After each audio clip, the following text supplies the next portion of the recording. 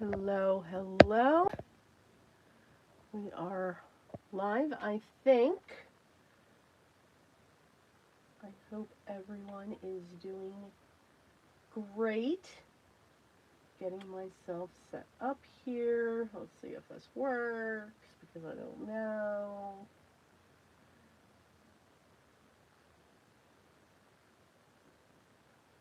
There we go. See if I click in. Let's get that straight because that will make me crazy. Okay, let's just wait a couple minutes. I'm going to get myself organized. I wasn't quite sure what I was going to do today, but I remembered. Good morning. So let me get my notes. I believe that's Maddie. Am I right? Am I right, Maddie? I hope you're having a good morning. Thank you so much for stopping by. We're going to have a little bit, or be a little chaotic, but that's the fun of crafting. I think everyone's going to show up for the debacle. That's what I thought. Oh, I hope you're doing well, Maddie.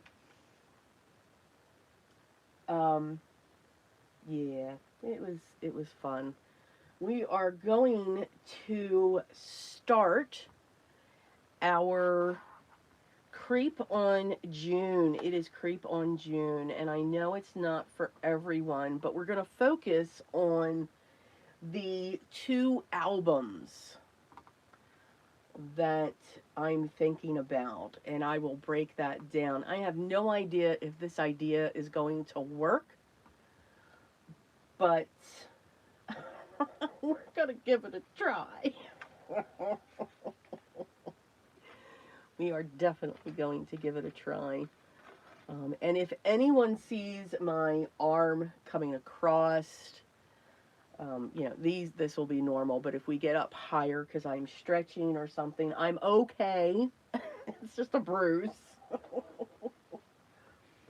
um, with all kinds of fun things.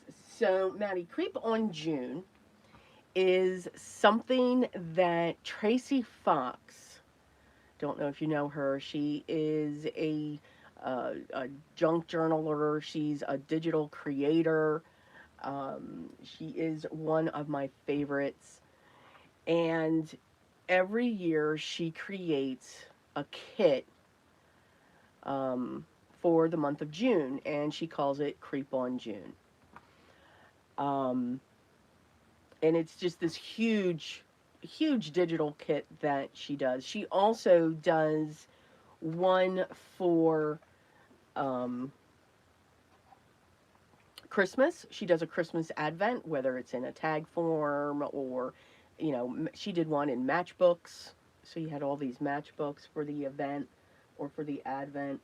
Um, but yeah, her Creep on June, of course, is creepy. It's Halloween ish. And it's just, again, it's not for everyone because of Halloween, but it's really cool. So this year, she created one called Nevermore Ledger. So these are the background pages, just some of them. And I always print them double because they will be my backgrounds or if there's something that I've got to add. So very dark, very grungy, but I love how she adds blues and oranges and teals into it. So those are the backgrounds. And then she created a ledger, vampires and skeletons and witches and evil looking scarecrows. Bride of Frankenstein's even in here, mummies and stuff like that. So yeah, very, very evil-ish, but awesome. And then she also created game boards. So we're going to have those as well. And basically, For Creep on June, it's set for each day in June. So there's 30 different things that can be created. And this time, similar to last year, she chose envelopes and pockets and tags and all of that. So I do have all of my pieces already cut because I just wanted to make sure that I got started into it. And then again, since it's Nevermore, it's Poe. So you've got these snippets from the Poe writings. I am a huge fan of Edgar Allan Poe. Very, very huge fan. But today, I'm making 2 albums for this collection. So the one album is going to house 3 signatures. So I've got my coffee dyed. This is actually, I forget what this paper's called. It's, I want to say parchment, but it's not like baking parchment. It's like writing parchment style paper. It's marbled. And then I coffee dyed it. So we're going to have 3 signatures of that because these journal pages are going to get cut down, and since these are the same, they go together. One side's going to go in here, the other side's going to go in here. And then on each side I'll have day 1 here, and then on the other side I'll have day 2, and then it'll just continue through. So you'll see ledger, and then you'll see the days coming around it. And I'm going to turn it into a Halloween advent. And basically what a Halloween advent is, you know, Christmas is cheery, it's hot cocoa, it's warm, it's cozy. You know, we've got to watch our Christmas Vacation movie and How the Grinch Stole Christmas.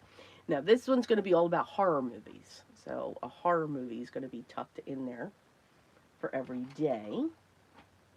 Yeah. It's not for everyone. When it comes to that. And then the other album is going to feature the game boards. And we're going to make that a combination of a scrapbook album where there's a hinge system and pockets that the boards will slide into. And then there'll be 2 sewn in signatures. One to house the folios, and then for the other game boards, and then the other one to hold the instructions and answers. So we're going to see if this works, but I want to create and construct the albums. So I did all of my measurements. I'm hoping I'm right. This is my cutter. This is my tried and true cutter that I have, that I'm going to cut my chipboard, and then we can get this out of the way.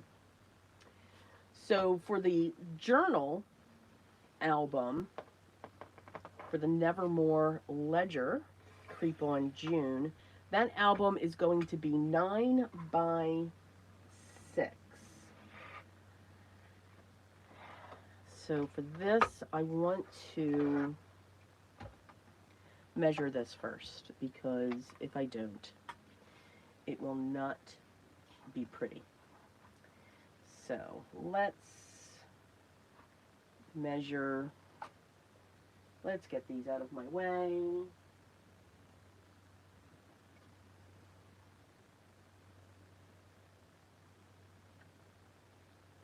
Alright, I want to measure 6, because nothing, even though these are 12 by 12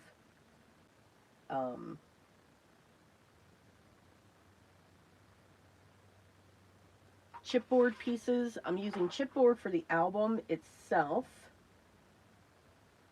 and then for the game boards, I'm going to use the backing of my watercolor things. Dawn!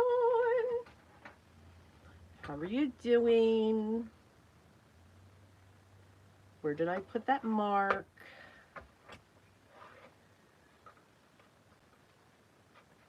Oh, well, that's cool, Maddie, that you watch the process, because I believe any of the processes, whether it's card making or journal making, can be applied to each other. Absolutely. So my camera is probably going to shake. Dawn, I was actually going to do watercolors today. Now, I don't know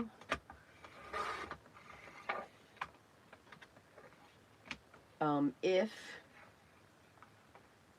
of course, that's not wide enough,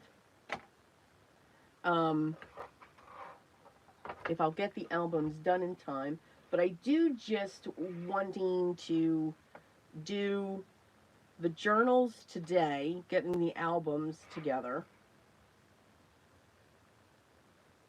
All right, and then that's 6. So these are going to be the 2 covers for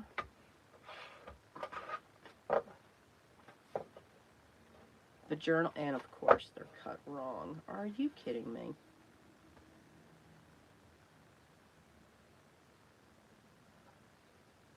All right, so we'll have to trim that down, of course. And then I need 9 by 9. So the other album is going to be a 9 by 9.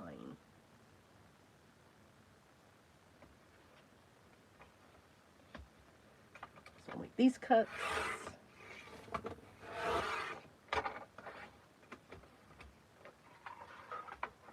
And I do save all my scraps because I can make mini albums. All right, so that's 1.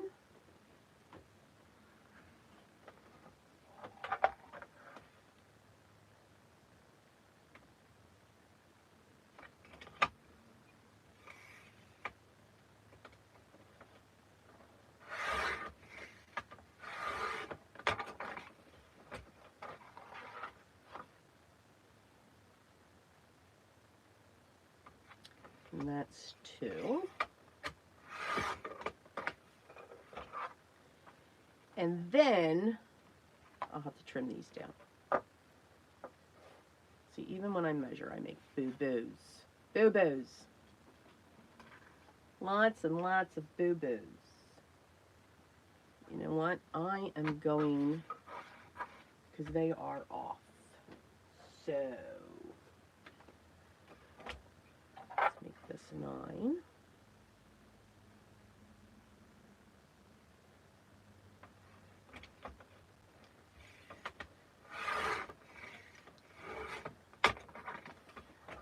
And then let's measure this, because I think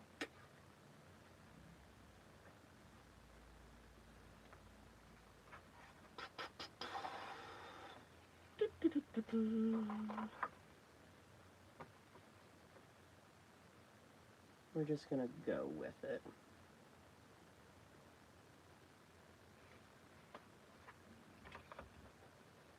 And we're going to hope for the best. Fingers crossed.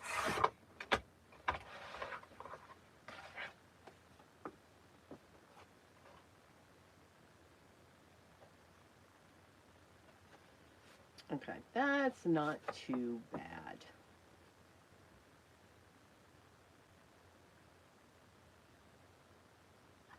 And I can take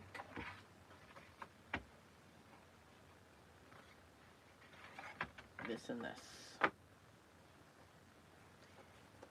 All right, well then that worked out. All right, so I've got the covers for both. Now since these are both 9, I can use these for my spine.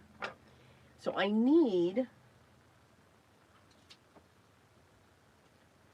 a 3.5 and a 3 3/4.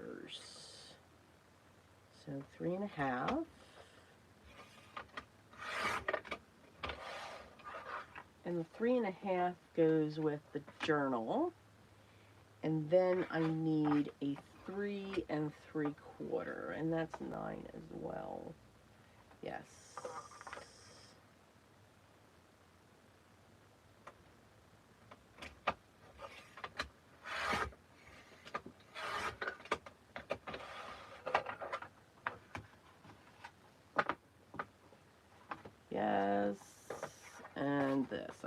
making sure that oh, look at that. Okay, so we did that. I do save all of the chipboard pieces. I'll use these for spines, or I'll actually make a journal that wide. Why not? Or I'll use them for tags. Now, while I have this out, so these are, if you get, I love Canson paper, so Canson XL watercolor paper. I know it's not 100% cotton. I also love Canson Bristol XL, and the backers on those pads are awesome. They are thick. They're just like this chipboard almost. So I save these. And I need 3 at 7 3/4.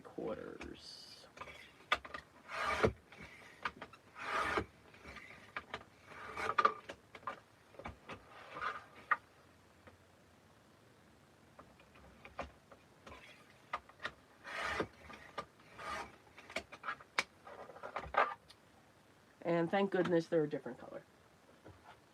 Okay, let's see. Who else is here? Well, good morning, friends. How are you doing? Kelly, how are you doing?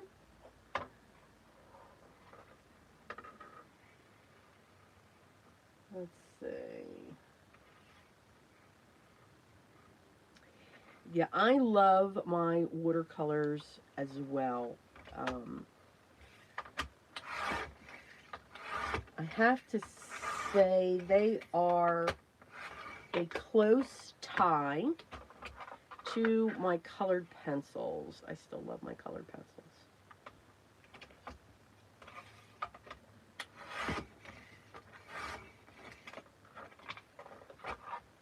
And one more, and then we can get this off of our table.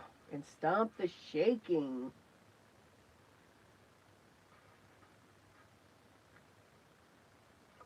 Yeah, the backers of these, Maddie, are phenomenal. Absolutely phenomenal. So yeah, I save them. And I will use them for making albums because, again, it's very close to the weight. Matter of fact, I think it is the same weight as chipboard that you can get.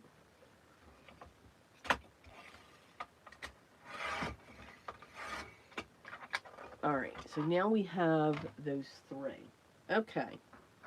And I save these 2. Even these, because these are good bookmarks if you want to, for a journal or something.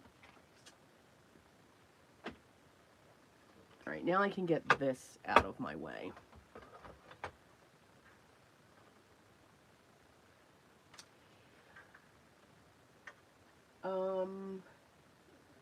Do I have a brand you recommend for new watercolorists? Are you, Kelly, are you talking about watercolors themselves or paper?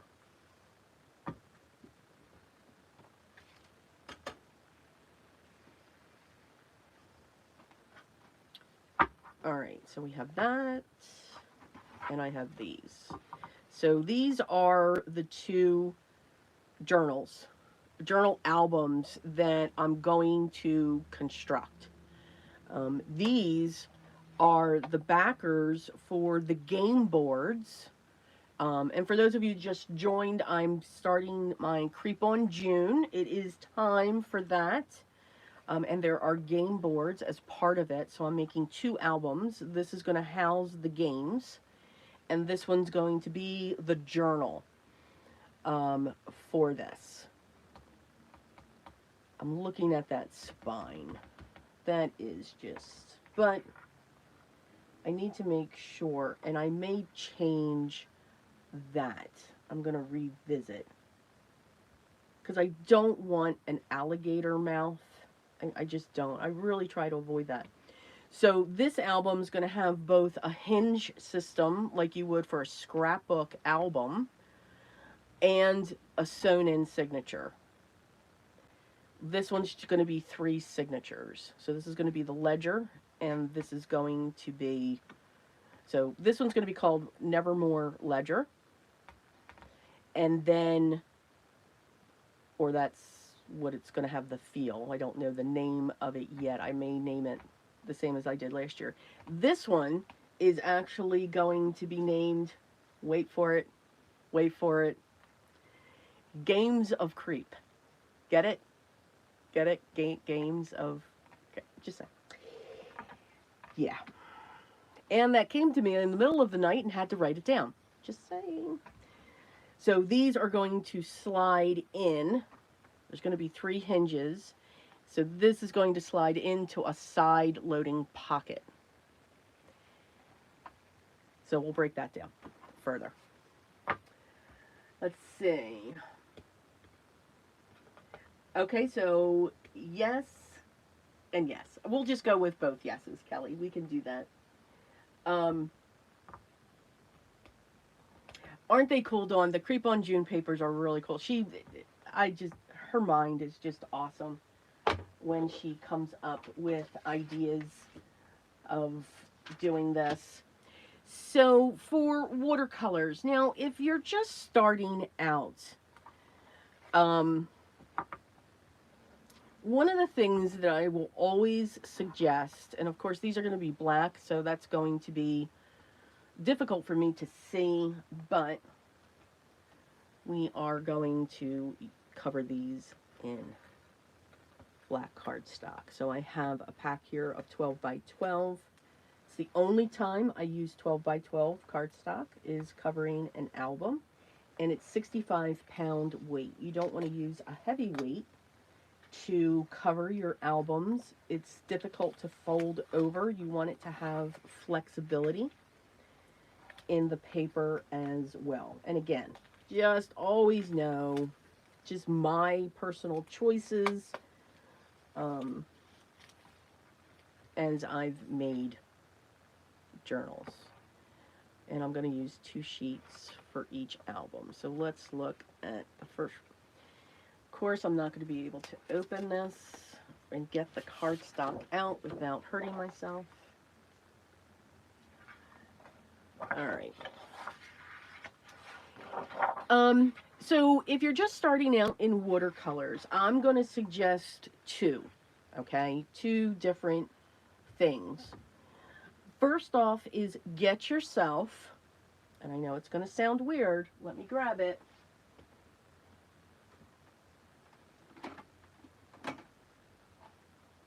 That's not the one I want. Hang on, I should have put my BRB right there. There we go.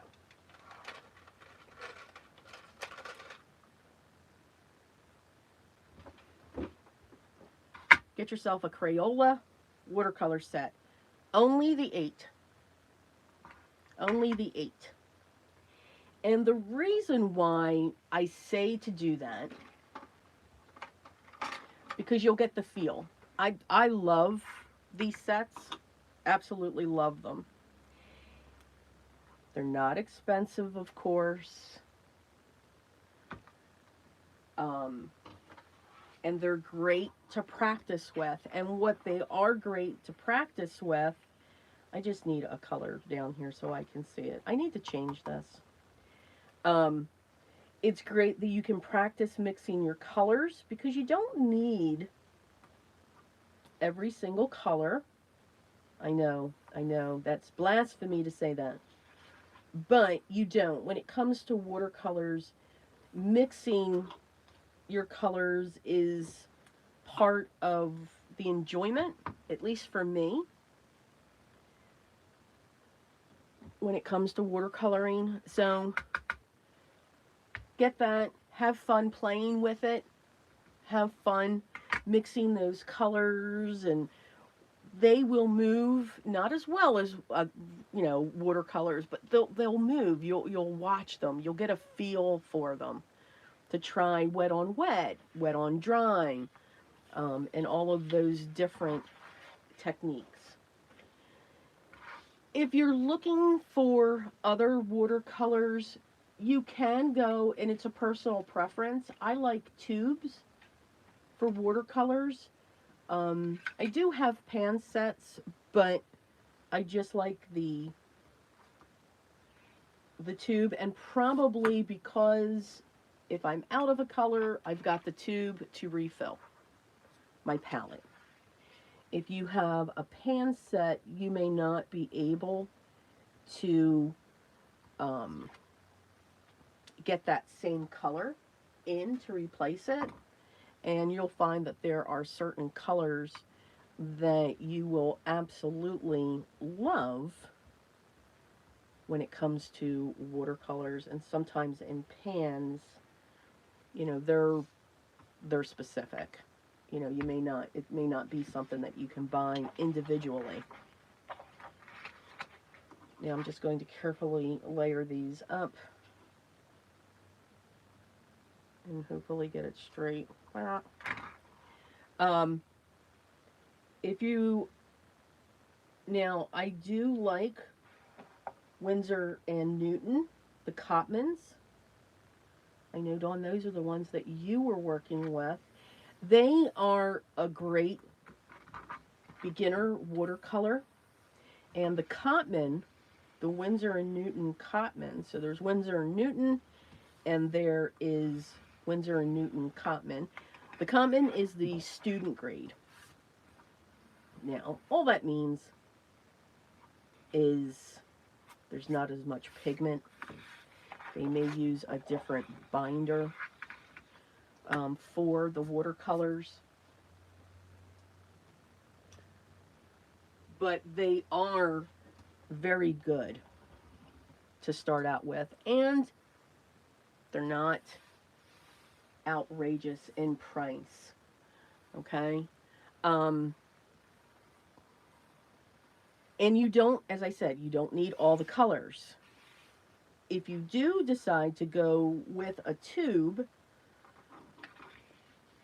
for your watercolors, what you want to do is you want a cool yellow, a warm yellow, a cool red, a warm red, and you want a cool blue and a warm blue. When it comes to those. And I am hoping, no, I have to put 3. Oh yeah, because that edge ain't gonna be enough for me. Nope, nope, nope. So we'll do this one first. Just talking out loud. So that's where I would start. Because you don't know. I mean, it may be something that you're like, yeah, no, just not for me. But you haven't put that huge of an investment in. And then as you like it, and if you find, you know what, this is something that I enjoy, you know, then you can look at the higher brands. You can look at the Winsor and Newtons, not the Cotmans. You can look at, I'm a fan of Mission Gold. Huge fan of Mission Gold watercolors in their tubes. But I am also a fan of the Lucas. I know you did not hear Daniel Smith.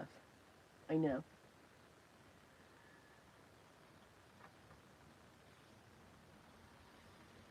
Let's see. And Maddie, that Daniel Smith starter, the split primary tubes, that is a great set, and that's an awesome price. So Kelly, read the comments. It's awesome. So those will, and again, when you just get those colors, the split primaries between the warm and the cool, again, for me, the enjoyment in watercolors is mixing your colors. You only need the primaries and you will get every color that you need. Now, yes, I do I do have other colors when it comes to my palette. They're the colors that, yeah, no, I'm not going to mix these, or I just liked the color when it comes to that. But that's once you know, okay, this is something that I am going to enjoy.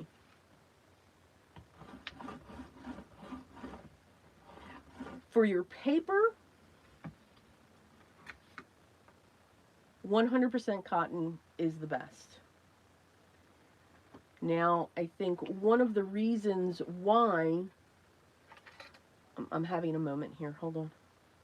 I'm just having a moment because I have the funny feeling. Okay, that's a 3.5. Okay, I'm fine. I thought I pulled the wrong one. I was going to be very upset. We were going to have to restart a live. There was going to be some verbiage. I like the Canson XL watercolor paper. It is my paper of choice. I absolutely love it. But it's not, it is going to give you blooms, but I love the blooms. I love those harsh edges. It's not for everybody. But 100% cotton paper is the preferred because it'll hold the water, let your colors blend and move. Canson XL will also, your colors will blend and move. They just do it a little differently.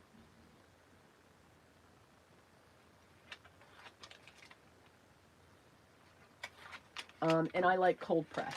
I am not a hot press watercolor paper person. I think it does beautiful things. I like hot press for my colored pencils if I do. If I'm adding them to watercolors, that's when I'll pull in hot press.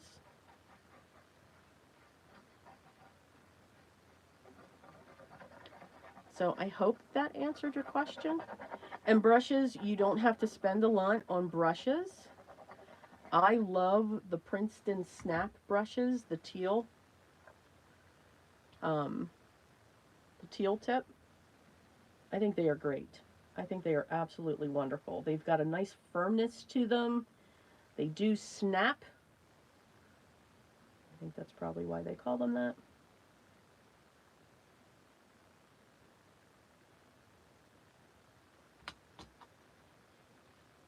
And they're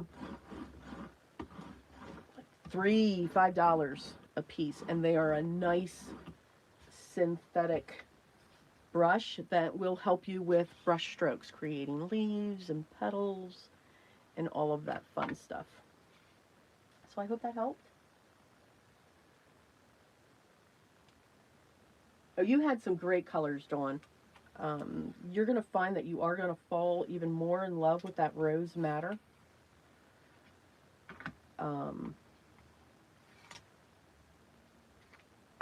Very much. It's an awesome color. And there's different hues to the Rose Madder. Some are more pinky than others.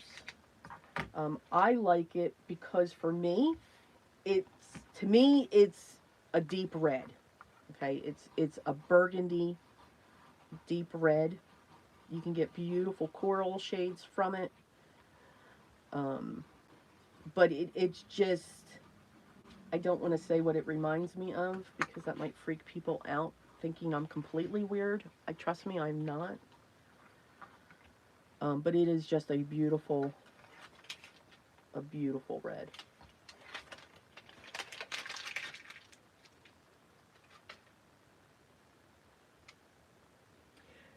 Bee Paper Matty is great because that is 100% cotton and it is reasonably priced.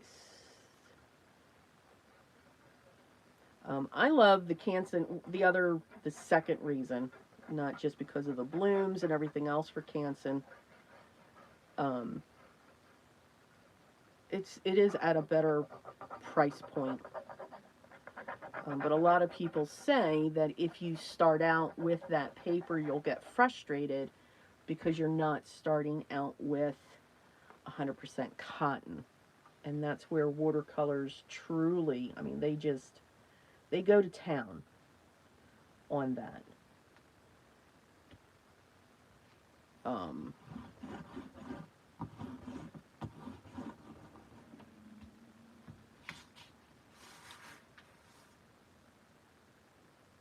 Gwen, good morning. Good morning. I did not talk about the debacle yet.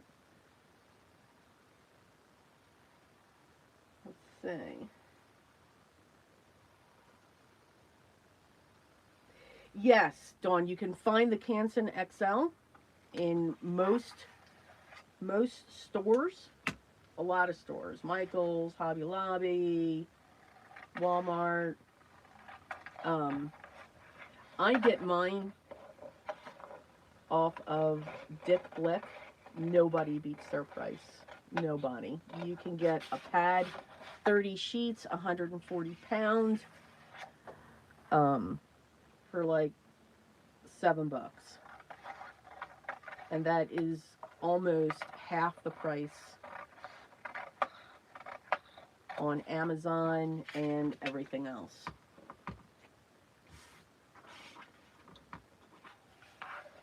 So for those of you just coming in, I have started the Creep on June, and I am focusing on the albums today. I just want to get those done, and then I'm going to walk through what's in my mind for these, and keeping my fingers crossed that what's in my mind is going to work when all's said and done. Because I'm making 2 albums. Yes, another journal.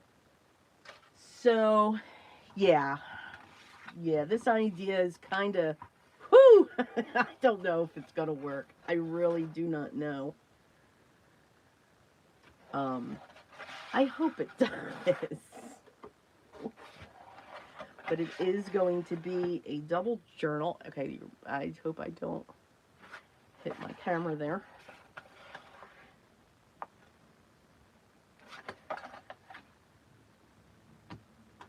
So one is going to be a 3 signature journal, and the other is going to be a combination of 2 signatures in the back, where one will hold the folios that I'm going to create, because there's games, and then there's going to be 3 yeah, okay. This is why I need to change my surface. All right, well, we'll just lift that up.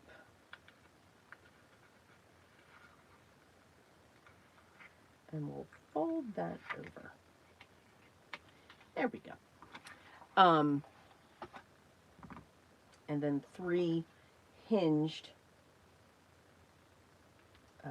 side loading pockets for the game boards. And I'll re-show everything.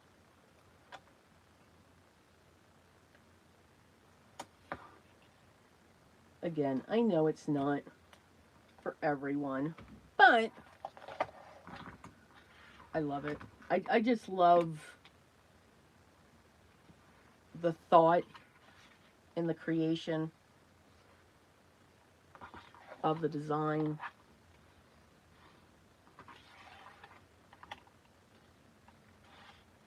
Okay, I remember I did that.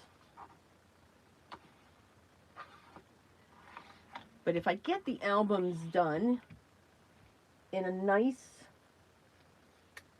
way, or in a good amount of time, nah, I don't want that one. In a reasonable amount of time, I can either continue with the journals, or we can have fun with some watercolors.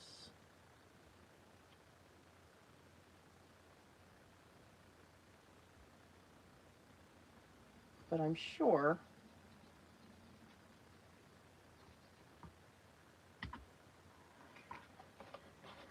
these are gonna take some time.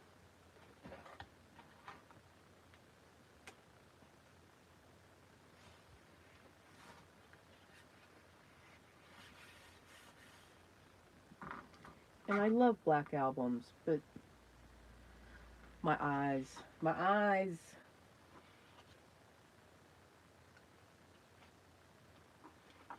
it's just not good on my eyes. Biddy! Hello! Let's see, who else joined? We got Gwen. I said hello, Gwen.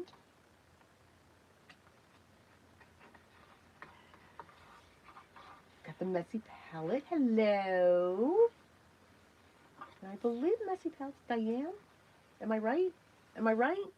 Am I right, Diane?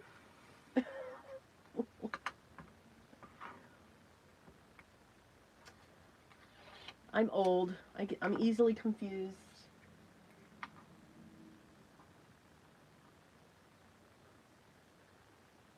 So I am, for those that just joined, I'm just making my journals. I'm making 2, and then I will go back over what my brain thought is, which you all know is dangerous. I come up with these ideas, and I have no idea if they're going to work.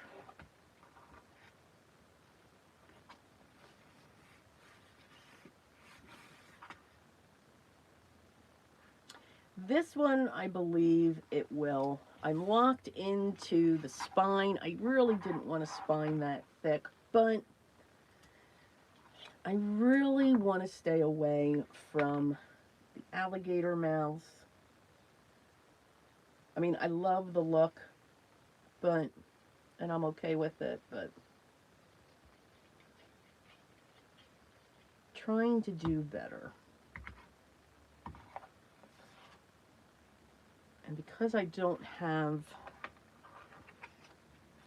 everything completely laid out,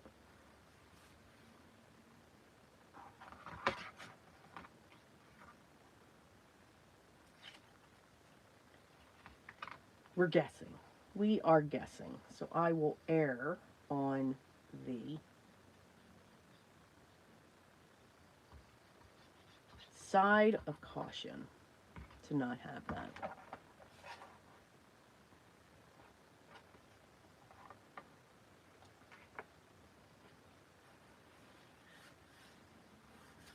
All right. That is our first one. Ooh. I don't know about that.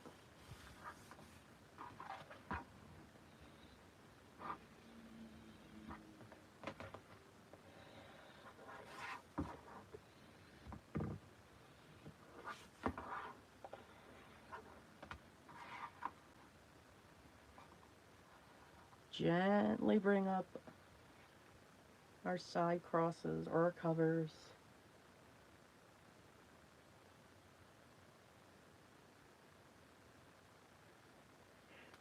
Thank you, Betty.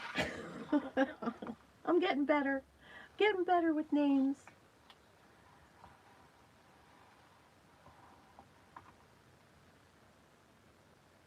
I love putting these albums together too, Betty. I think they're fun. Very intimidated before about it. Okay, so this is going to be our 6x9.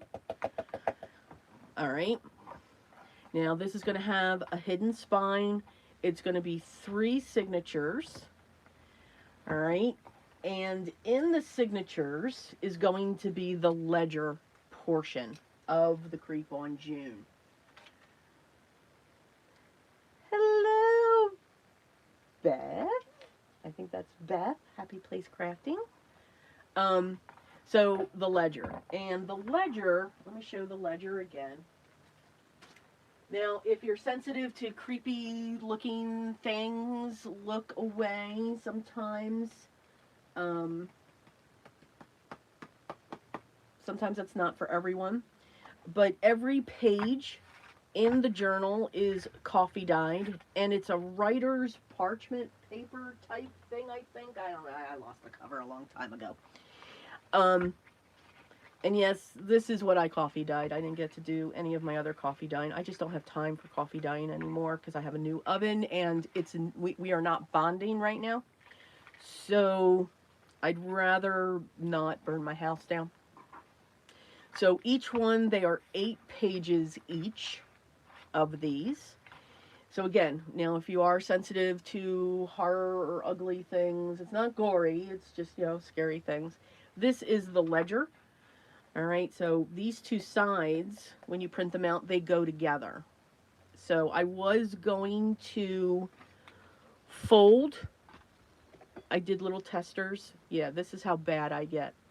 Did little testers to say, okay, I could take the pages, print them out, and then glue back to back to create a book because of the way that they're printed, and then just do that style, where you're not gluing all the way down, and then put a cover on it. All right, I could make it a cute little keychain. But I really want, since Creep on June, I'm turning this into a Halloween advent. So these are going to be cut the way that they are cut and then scrapped around the edges so that when you turn a page, one side will be here, one side will be here, wonky. And then on this side, we'll have day 1. And then on the other side of the page, we'll have day 2, and then 3, and then we'll continue on. If that makes sense. So these are going to be glued onto these pages. And then for the Advent part, now that seems like a lot going on there. But for the Advent part, it is all of, and I did all my fussy cutting already. It's envelopes for each day. This here is a tag type system. Yeah. And then here's a big envelope. And then these snippets are from Edgar Allan Poe writings. So they're going to have like a pocket in there.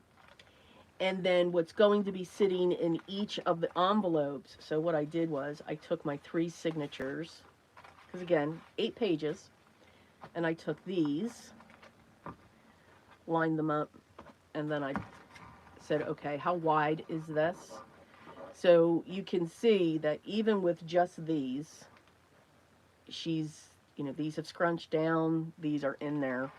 So that's why we've got like a 3 3/4 or 3.5 spine going on that one. So that's how I figure out my spines now. Before, I just wung it. Literally, I would just wing it and say, I think I want this spine. And 8 out of 10, it would work. See, I said 8 out of 10. All right, for the next album, I need 3 sheets of 12 by 12 paper. Because that album, that album that I just did measures 6 by 9. So 6 wide and 9 tall. All right, maybe if I set it that way, I can see it better. And then I'll walk through that stuff.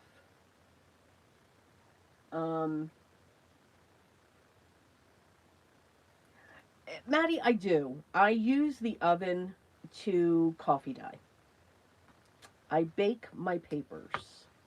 I've just always done that. letting them air dry, a couple things. I don't have the space to lay them out all over. And I know I've seen so many different ways where sometimes people will just um, lay them on top of each other. That kind of sort of just freaks me out a little bit. I don't know why. I'm very odd when I do that. So I do bake them. And I know you get the same crinkle, you get the same sound, but I do love the sound of the crinkly when it comes to that. Gwen, to answer your question, what is... Ouch. Yeah, I just stabbed myself. Oh, my goodness. You know, crafting. It can be a dangerous hobby, I'm just saying. So I am a coffee drinker. Now, it was easier when I made coffee by the pot. Keurig, yeah, no, not going to do that. So what I do now is I go to my local Dollar Tree and I do buy instant coffee. And I use a 9 by 13 glass pan. And I have a tea, a water, tea kettle, a water boiler thingy. Yeah, these are technical terms, people. So I boil my water, I pour that in there, and then I like a deep coffee dye. So I will put anywhere from 10 to 15 scoops, large scoops of instant coffee in there. And then I just let that merge around. I have done tea dyed, and I like it. I just want it to be a little deeper because I find when I bake my papers, one side is light and the other side's dark a little bit, darker. So I get the two-tone difference there.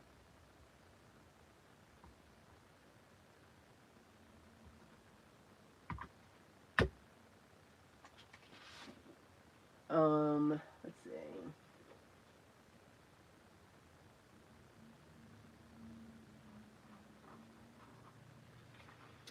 Yeah, Biddy, I don't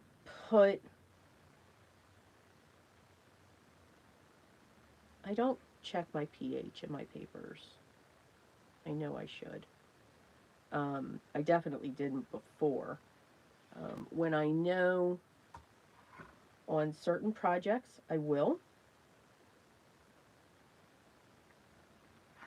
But for smaller projects, I do not. And I've had some journal. I've been making them for 7, 8 years now, and I haven't had a problem yet. And notice that I said yet. Just saying. All right, so now I've got 3 12 by 12s put together. You can also do this, making your album with 8.5 by 11. You don't have to use 12 by 12. For me, 12 by 12 is just quicker, because this next album is going to be 9 by 9 with a 3 3/4 spine. Where are my centers? Okay. Yeah. Yeah, I'm going to try to, put this in the center. That's funny. And we're going to slowly move these in.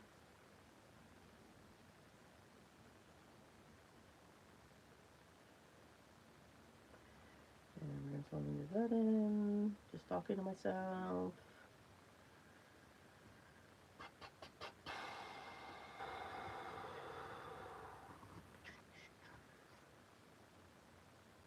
So what I'm trying to look at here, I've got these pages that are overlapping, and I just want them somewhat symmetrical. And you know I won't remember it, so we're going to put a mark. I'm going to cover that up just in case you all see that. Oh, I'm glad I did that.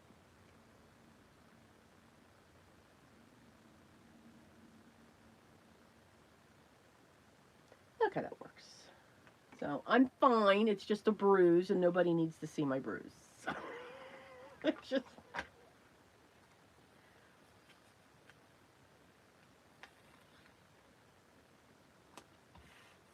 Okay, so I think you are all here to hear about the sewing machine debacle of 2025. Let's see.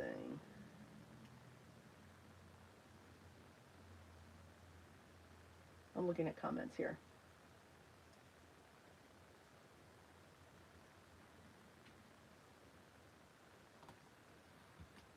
Yeah, I just don't have the space to lay them out.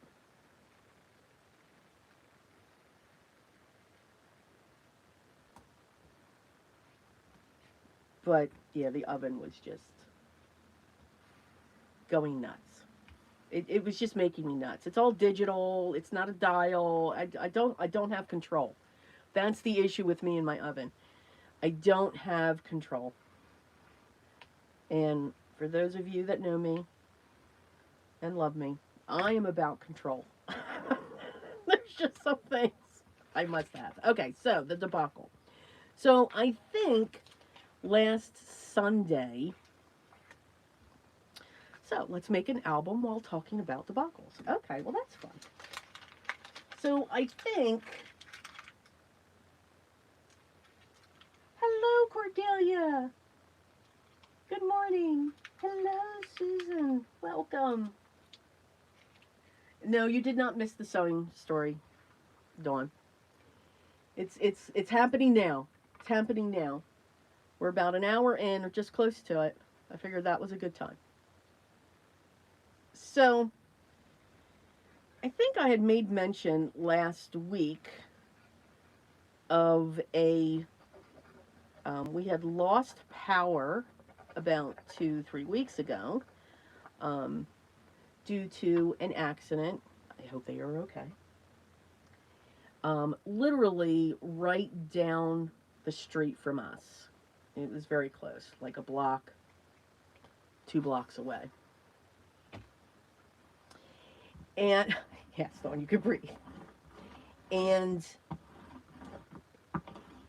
now we've been in our home here, I'm going to say, 18 years now. And, okay, I need to measure these real quick. And we have absolutely lost power before and never had a problem. Now, when we lose power, I run around. My husband makes fun of me. Always. Because I do. I run around and I try to remember everything that was on. Not that I have my whole house on, but, you know, we have TVs, we had all kinds of stuff. You know, and TVs now, you know, we don't have to make sure that they're off. But like my lights in my studio, if I know a storm's coming in, I shut down my computer. Oh my, really? Okay. And all that stuff. So I just run around the house. Yep, never fear, new role. So I do that. You know, I shut down our HVAC. I don't do the refrigerators or oven. I'm not that nuts. But I just try to remember some big things so that when we get our power back, it's not, so overwhelming to the house. Well, when this power came back on, it was different.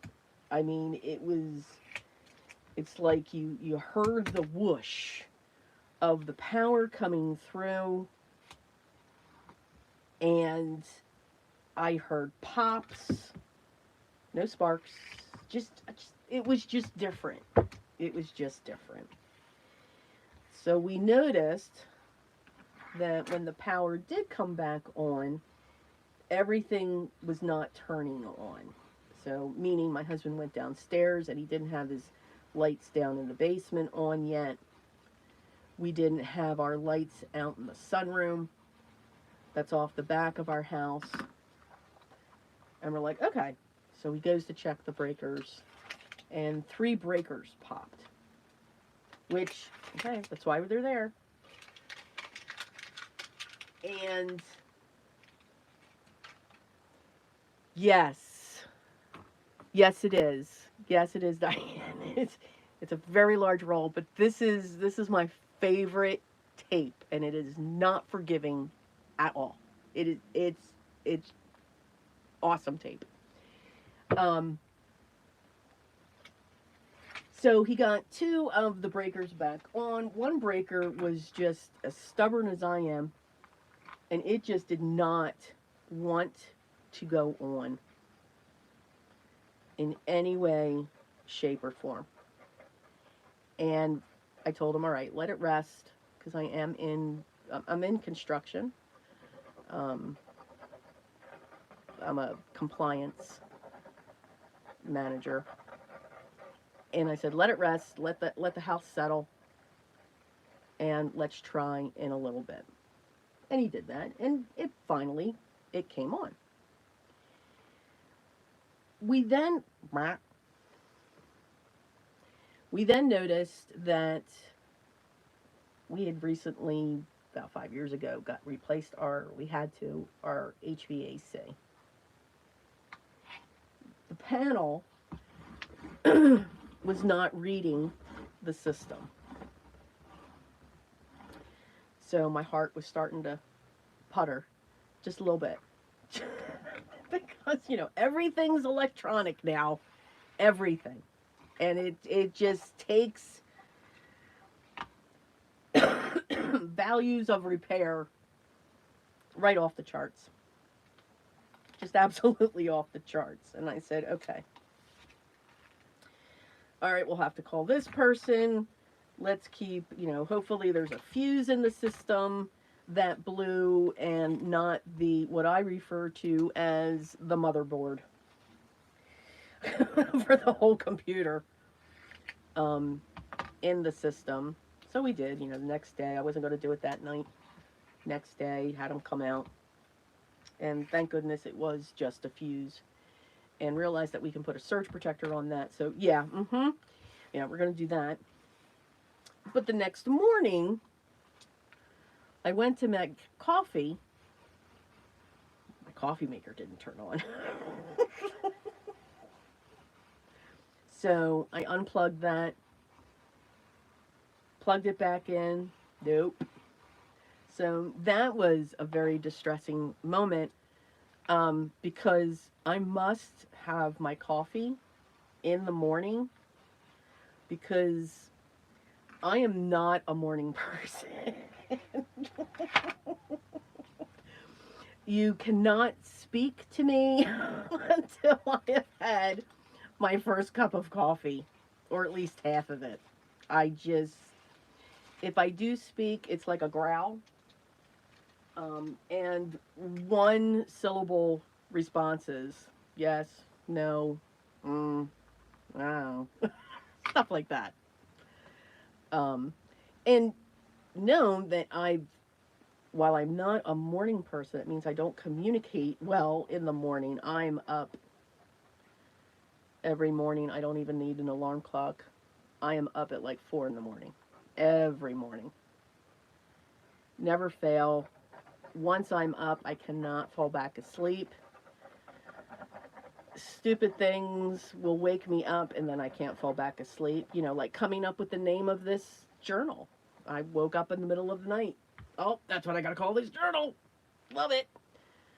Um, so yeah. So as always, I'm always prepared for moments like that. I had and will always have a spare coffee maker. You know, the ones, you know, the old fashioned ones where you had to brew it. Not a K cup. You know, the brewing kind, which are awesome. So we did that. And then we just noticed there was something else. I even forget what it was that something else popped. So, long story, which will continue to be a long story. I go into my room, my studio, where my sewing machine sits. Yeah, I've taken up many rooms in the house. And a friend of mine had asked me, I had made him backings to director chairs a long time ago, and he had brought one in. I don't know how he did this, but he had asked if I would resew one of the backers, and I said, yeah, sure. Because he comes to me for all the sewing needs and all that stuff. And I still sew once in a while. And, you know, I sew in my journals as well. And the sewing machine that I have had for years. So for any of my quilters out there, you know, quilters, we are phenomenal when it came to sewing machines. Sewing machines, you know, if you were quilting for a while, sewing machines I like to equate to. Okay, that I'm not going to be able to do. Okay, I got to do this off to the side. It's too tall and I'll knock you all out.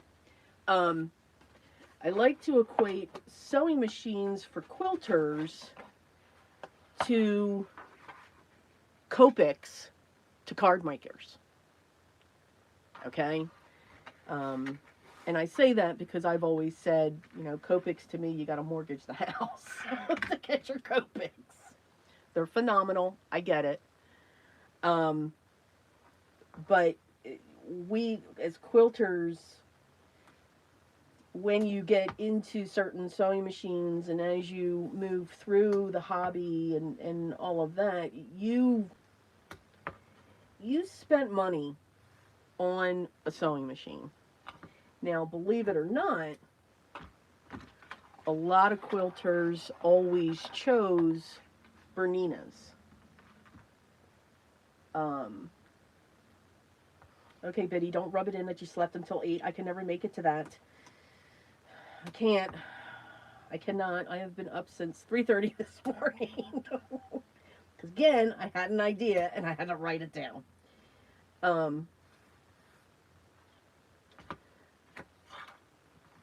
And again, amazingly, you know, the top, like we say, you know, the top alcohol markers are Copics. In quilting, your top sewing machine is a Bernina. Well, I was never a Bernina fan. And if you're a quilter out there, I'm sorry if I offended. Because Berninas are the end-all, be-all when it comes to quilters. I just never liked them. I didn't like how they sewed. I didn't think that they were that great. My sewing machine that I loved and had for an extremely long time was a baby lock. I don't know if anybody out there knows a baby lock. But it was a baby lock, and I have had this because I saved up. Because don't get me wrong, just like the Berninas, it's your sewing machine is your investment. It truly is your investment when you're quilting. And I loved this baby lock. Love it. I absolutely love it. It's a wonderful machine. And yes, I while I don't do quilts, I do still sew. I mean, I do quilt for myself once in a while and all of that stuff. Yes, I use it for my journals and any sewing that I would do on paper. I change out the needle. I don't use my fabric needles and all of that. It does not destroy your machine. So if anyone's thinking, oh my God, you did it. No, I did not destroy my machine. My goodness.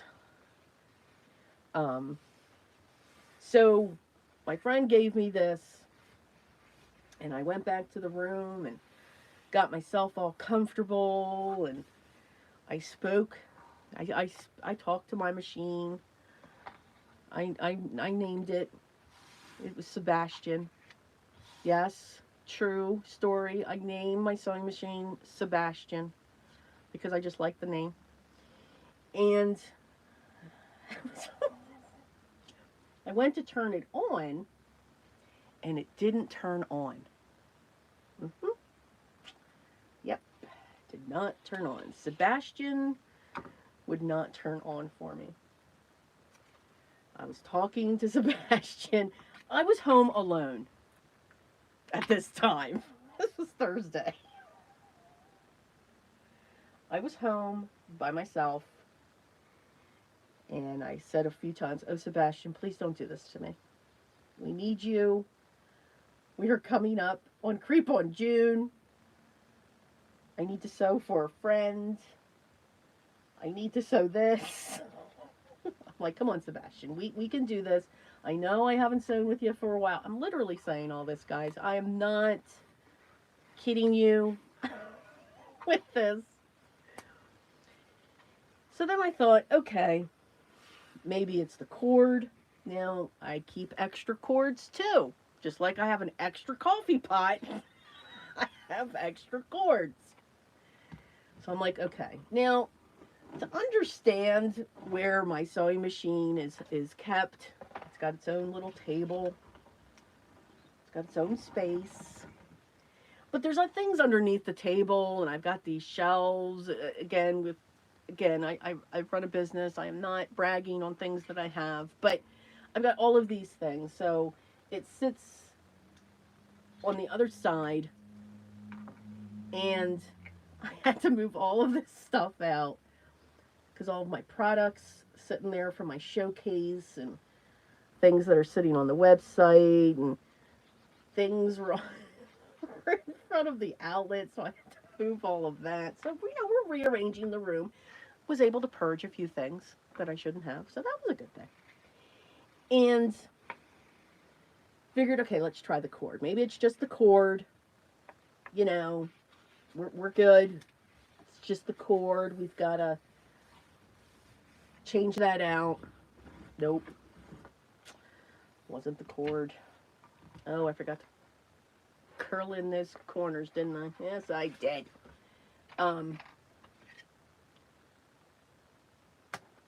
We just snip those corners when they stick out a little bit. We're okay. All right. Then I figured, okay, let's check the outlet. Now, the outlet below it was fine. But I figured maybe the top one went. And then I could plug my sewing machine in the bottom one. Nope. That didn't work. So I was being creative and trying all of these different things. And Sebastian was just not turning on. So I'm sitting with Sebastian saying, oh no, this could not happen. This could not happen. So I had a moment with Sebastian, and again, it's because I had this for so long. It can't tell you how many quilts this one bought. The investment. that was made into this. So my husband happened to call at that time, and he could just hear it in my voice. And he's like, "What's wrong?" And I said, I came out with, "Sebastian died." And he goes, "What? Who's Sebastian?" He doesn't know, nor did he realize that I made my sewing machine. So he was under the impression that I was speaking about a person named Sebastian.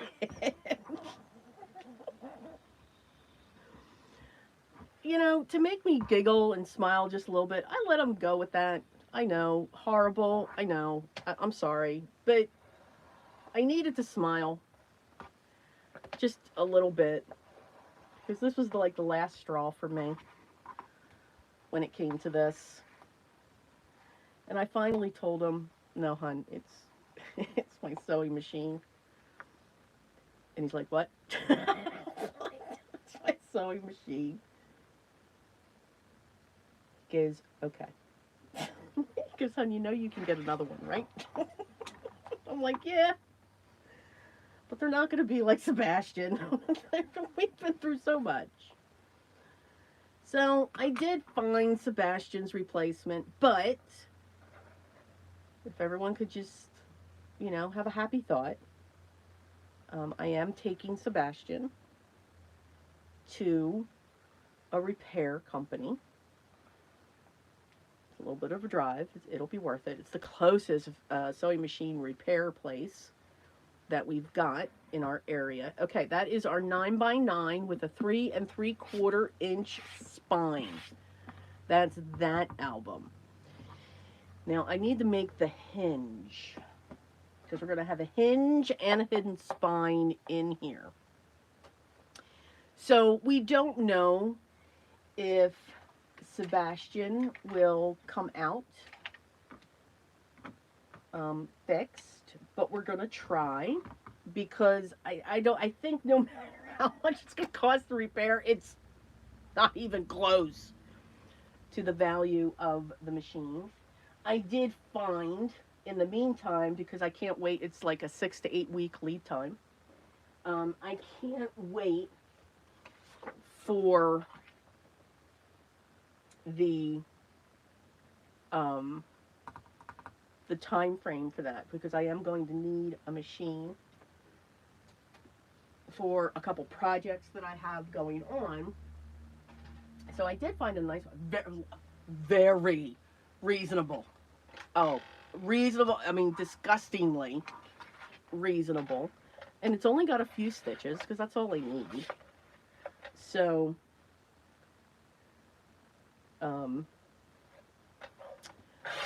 once I get that, she will be named, probably Shelby. And Sebastian will have a brother. So that is the... Hello, Robin. Hello, Anthony. Sorry, I wasn't looking at the things. Let's see here.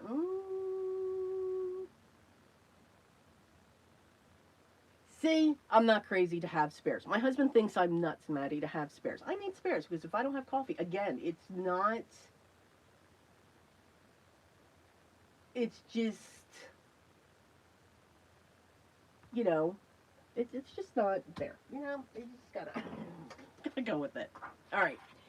So now we need to work on the hinge, and this is where this could get all kinds of quacky. So again, this is a 9x9 and 3 3/4 because we're going to have 3 hinges here. We're going to have, or do I want to do my hinges in the center? So, okay, guys, help me make a decision. So here we go. So that is the debacle and the moment of mourning I had. And what did I do? What was one of the first things I did? I texted Biddy to say, okay, what kind of sewing machine do you have? Because I did. I did. I'm just saying. All right. So, and I can't find my notes. I have got notes all throughout here. It is absolutely horrible. Yes, these are my notes. Can you see that? Yeah, that's my note. So what my idea was, oh look at that. That fits in there so nicely. And yes, this is 3 3/4, is to have the 3 board games in the front, and there's going, oh, I'm sorry, there's going to be 4 tall top-loading envelopes that are going to be sewn in.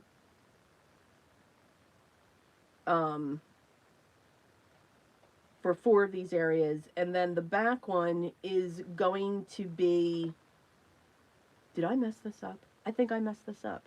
Oi! Oi! Okay. Everyone close their ears.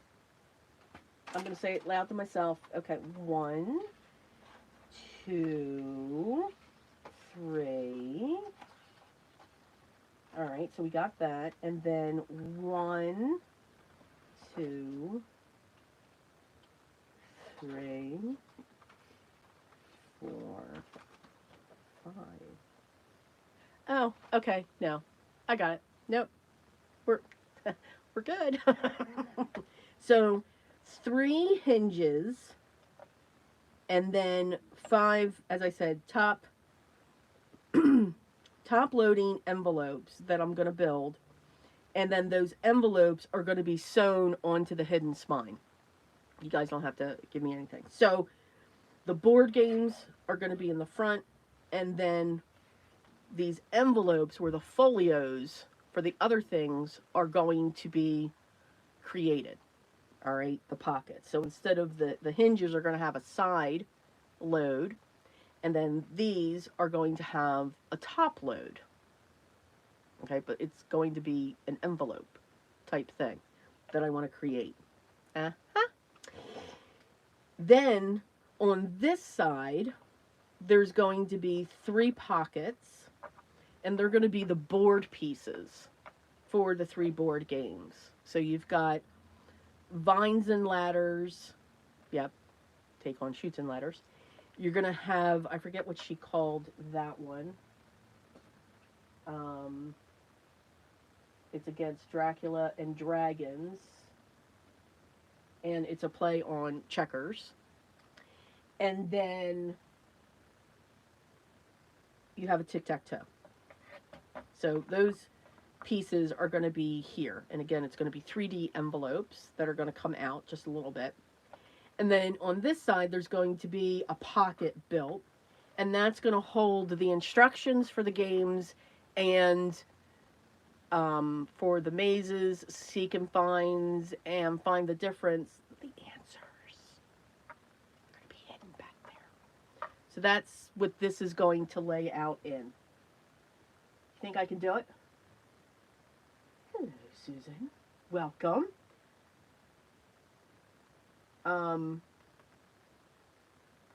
It is. It's a big album.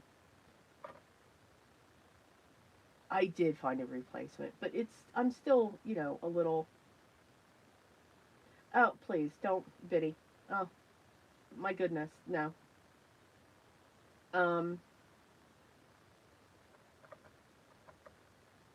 Okay, so I did name this, and it lasted forever. It was Sebastian and I. We bonded. We just bonded. It was a moment.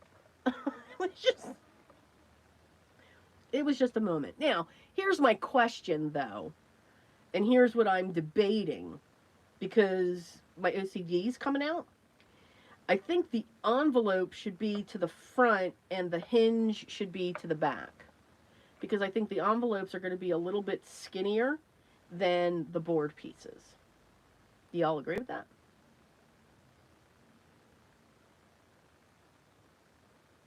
Yes? No? Maybe? It doesn't matter. I can still do my hinge the way that I want to do my hinge. Okay, so let's let's just rock and roll with this. When I create my hinge, I still use the 65-pound weight. I don't use a heavy weight because, again, I want it to have its flexibility. And using a, sounds like a plan. Thank you. Thank you, Beth. Um, when you use a heavier weight, for me, I don't think it bends like it should. And I can't find my roundy tool. Not my pokey tool, my roundy tool. Found it. All right. So here we go. So I like to have a lot of hangover for the spine, for the bendy part. These are technical terms, people.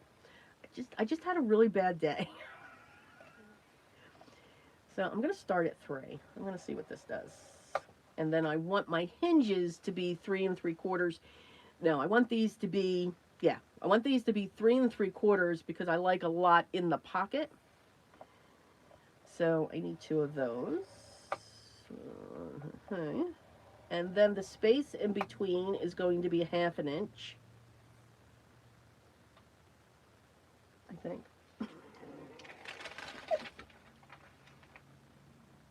Yes, 1/2 inch. All right, so that's 1. And then 1, 2, 3. I got to think about this. 1, 2, 3. And then 1/2 inch.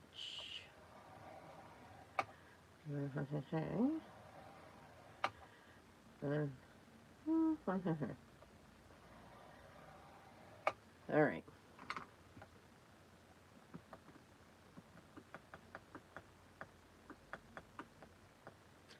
Don't know if I gave myself, well, you know, what we can always do. All right, so then we just bend these. We've got hills and valleys. I just pinch and fold back and forth.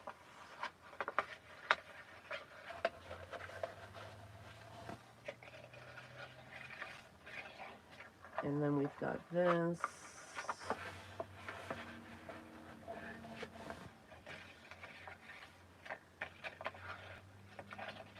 Okay. So there's our hinge system.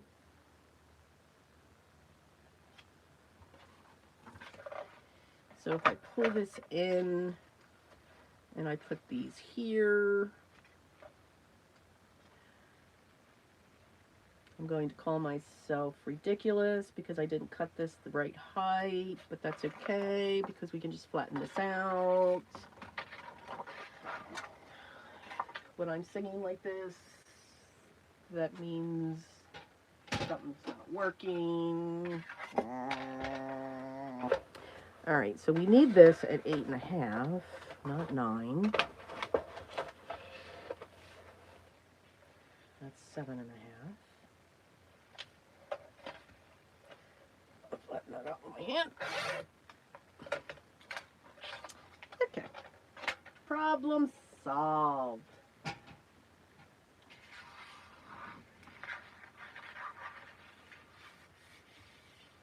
Let's see here.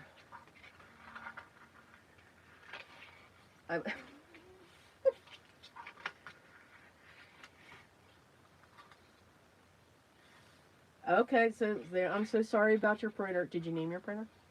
I'm just.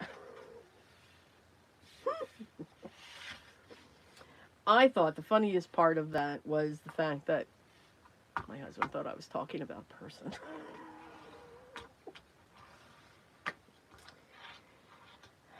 It's the little things, you know, that make us smile.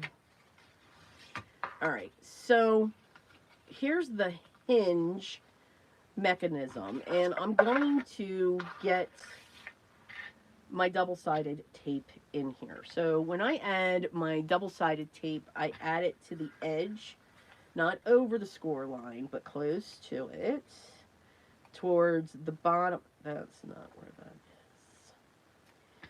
Close to the bottom. Now hopefully I can see this because, again, I'm using black cardstock, and yeah, where's my Where?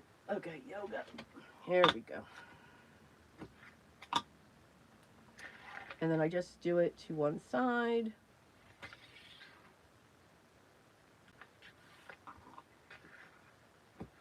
I need to hold this a different way.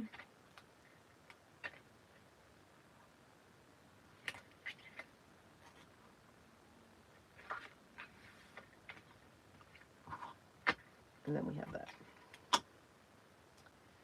All right, now let's get these burnished.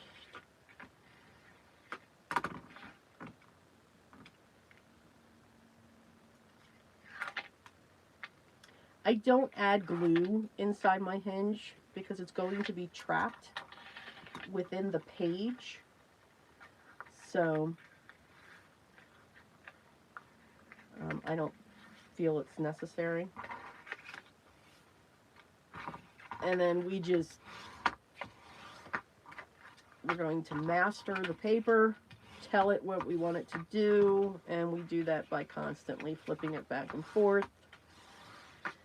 Get those fibers moving, and I do that on both sides.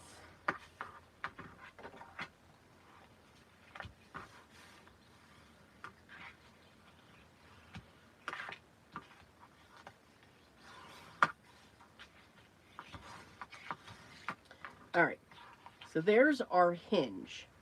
That's my idea there. That's the easy part. The hard part is,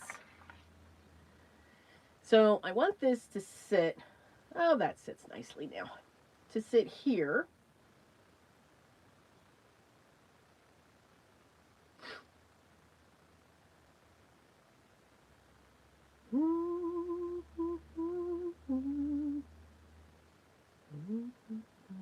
Okay, so that's going to sit on this side. I'm giving it like 1/4 of an inch to set here. Something like that. Well, I actually give it a little bit more, but let's go 3/8 of an inch. So these are going to be the hinges. And I am going to give it a 1/2 inch.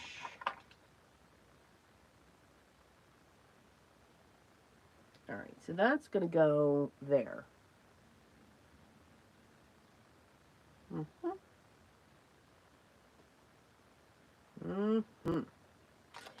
And then our hidden spine is going to sit here. I should have moved this over to 2.5, and then that would have given me another 1/2 inch over here. But that's okay. We're going to go with it. Yes, we are just going to go with it. Right? Right. Now,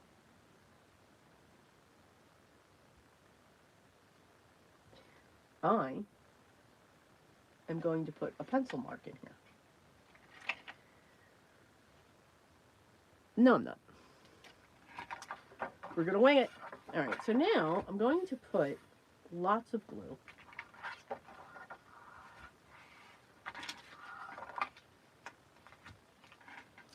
Yeah, bringing her back in. Because I want to know.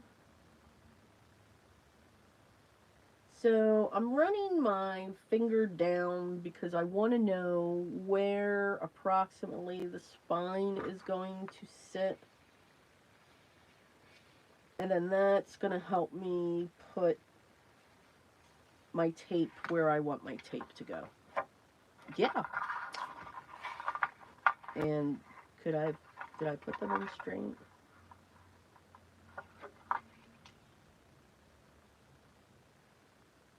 I think I did. All right. Yeah, there's lots of talking going on to myself. Absolutely. So for this,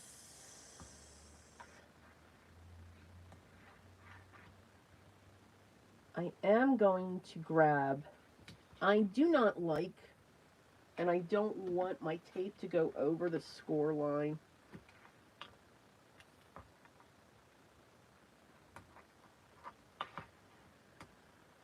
So right now I'm debating whether or not I want to grab my 1/4 of an inch. And I actually think I'm just going to go over those. So this is going to have more weight than normal because of the board games that are going in this.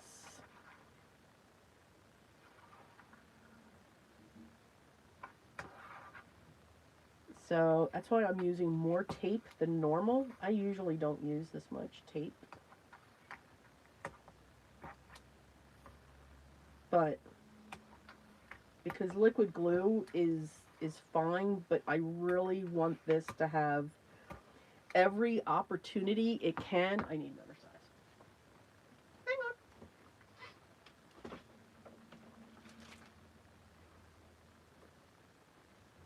on.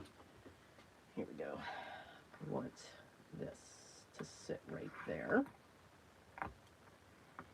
And I think, you know, I think I'm just going to bite the bullet. No.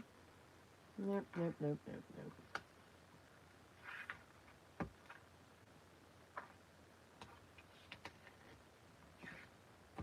Lots of tape. Wow, that's a lot. Oof.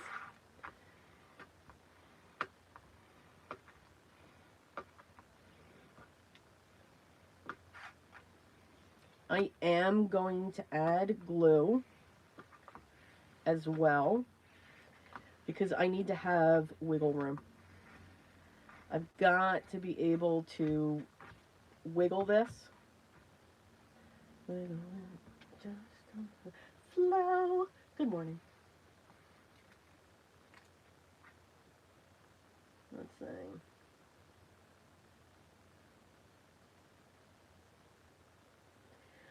Oh, oh, that's funny. Oh, oh my. I thought you said you're, oh my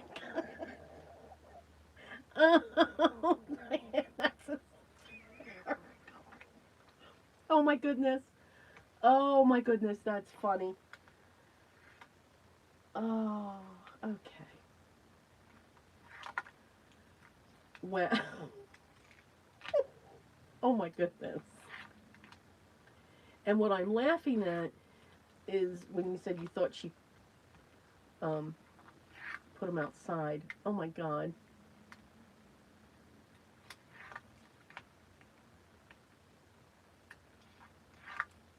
Oh, if nothing else, we're a fun bunch. So, I am so trying to keep my hand out of all this.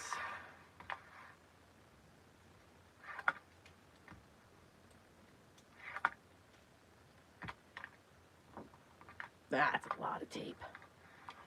All right, and here we go. Glue.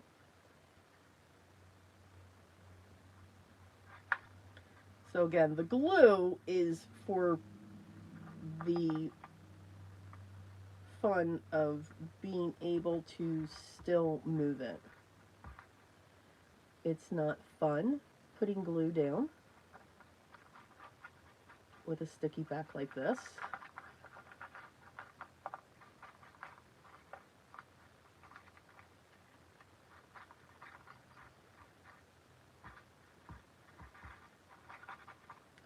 All right, here we go.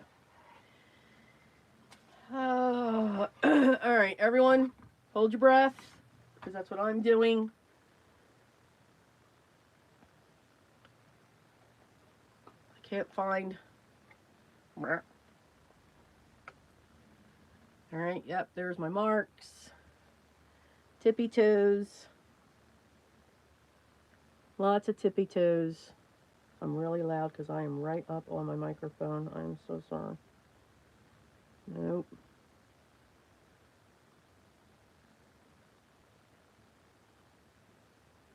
Well, we're going to go with it. Okay.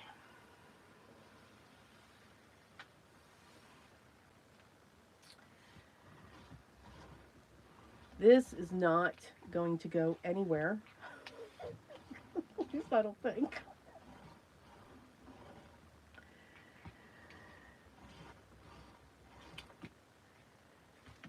And let's do that. So the cracking, if you're hearing cracking, is just the paper getting down through the double-sided tape.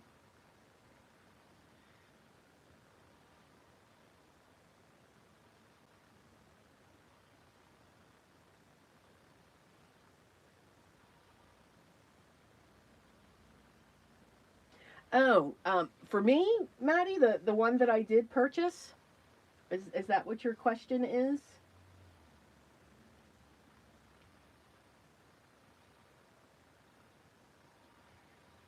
I know, right, Gwen? I was holding my breath because what makes it just tough, and when you use your bone folders on this, you want to be careful. Don't use the point like I just did. You know, use the other side because then it won't cut into, but I want to make sure that hinge is just down in there. Um, yes, me. Okay. So I did find, so now keep this in mind, I haven't looked at sewing machines for 8 years. I, I just, I just didn't need to. So I didn't know what I was looking at. I did check out Joann's first, thinking, okay, I could get one there. Yeah, no. Nope, hold on. And wow, what a deal were they having. Um, so I'm just moving these back and forth. I want them to bend, and I got good bend going on there now. I am sorry for that sound. Um, so yeah, so totally out of the loop of what sewing machines were. The good news is I was able to find, well, able to realize that Baby Lock is still in business. I am a fan of the Baby Lock sewing machines. And all of them, what I realize now is they are not as pricey. And I bought, I think it's called, I must have been coming off of a um, Memorial Day sale. So I'm putting this down so I could see the edge. I want to take my 1/2 inch tape and get it right up to the edge of this line. And I need to see it to do that. So I found an awesome machine. I think it's called Brilliant. And I got it for like 60% off. So very excited. Very excited on that. So that is coming soon. So yeah. So I, went with a Baby Lock. It was either going to be a Baby Lock or a Brother. I'm a fan of both of those. And basically, Brother used to be, and again, if you guys are seeing my arm, I'm okay. It's just a bruise.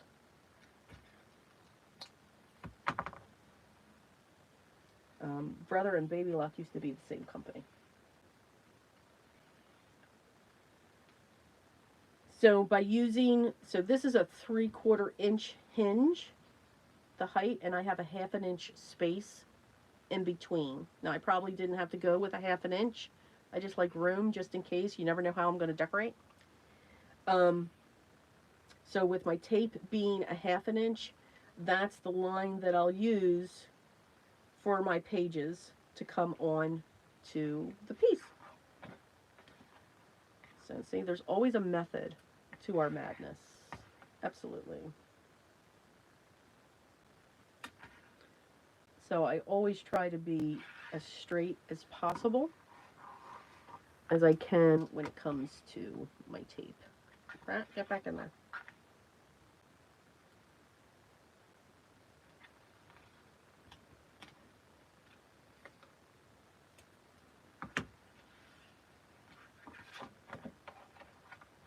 So I do have my fingers crossed that Sebastian will get fixed. Um,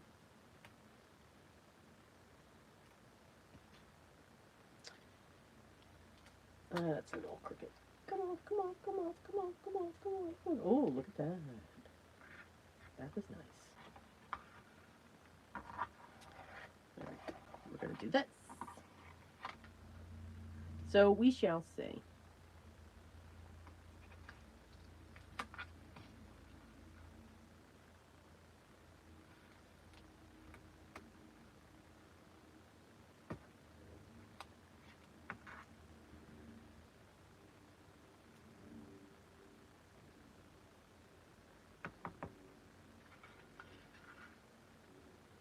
Let's see.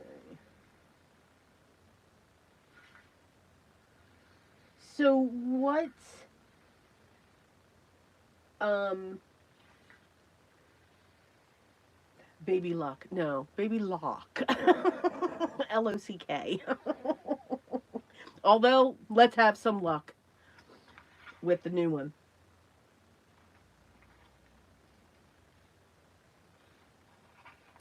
So what is it, the L, or what I guess I call it the L? Um,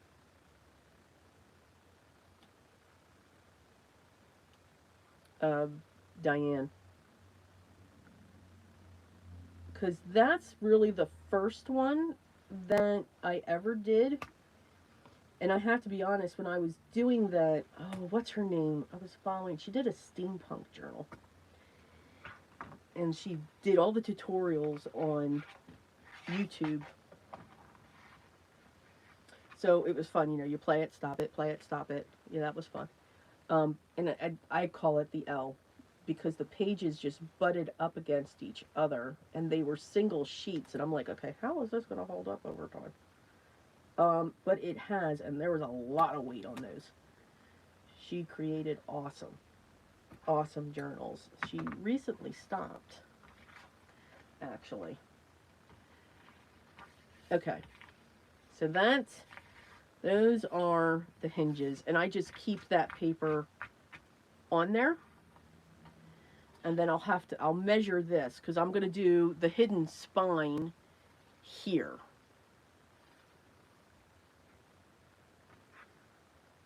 All right. So, and again, it's the game pieces.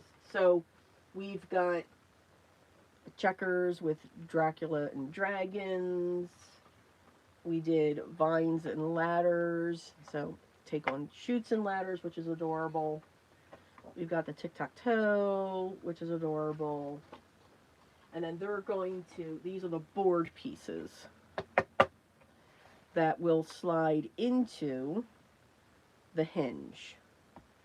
So each of these will sit in the hinge pockets. And they're going to be side loading. I haven't designed yet and these will be covered as well. So I'm going to wrap around cardstock on one of these, and then it's going to have a base that's going to go on top of it. So where are we at? Oh, look at that. We're only an hour and 45 minutes. You know, I'm really hoping, Beth, it works out. I don't know if it's gonna work out. So each hinge is double. So where Desiree glued two together to make a hinge, I glue 4 together, so each inch has a folded. Oh, okay, I know what one you're talking about. I know what. Okay, yeah, I know what one you're talking about.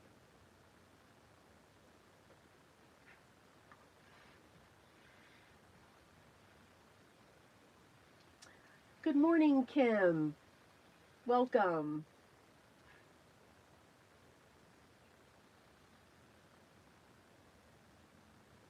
Yes, I did hear that, Gwen, and I think it's wonderful. It was good to see her. Sea Lemon.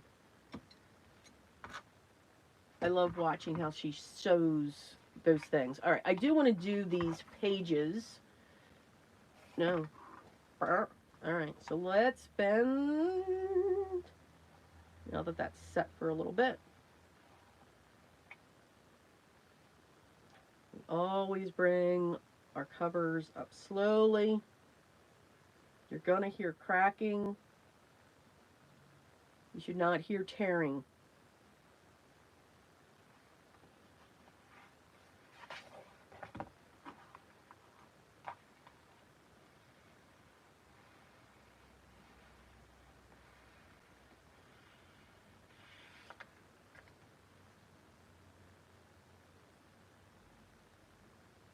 Slow. I do hold my breath through this because there have been times where I've just yanked it and ripped it right through. There we go.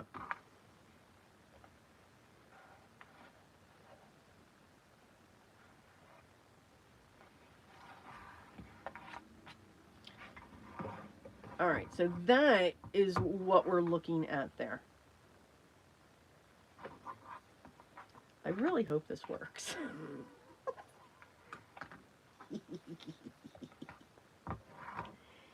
Ah, and I'm hoping that's enough room. Yeah, that'll be enough room for the pocket and the instruction slash answer book that I'm going to put back there.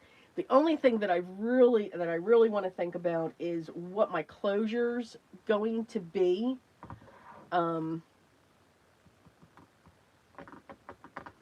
I think it's still going to be ribbon, honestly, because I just like the poof of the ribbon. Maybe I can find some cool webby looking ribbon. Yes, cracking's good, tearing's bad. Yes.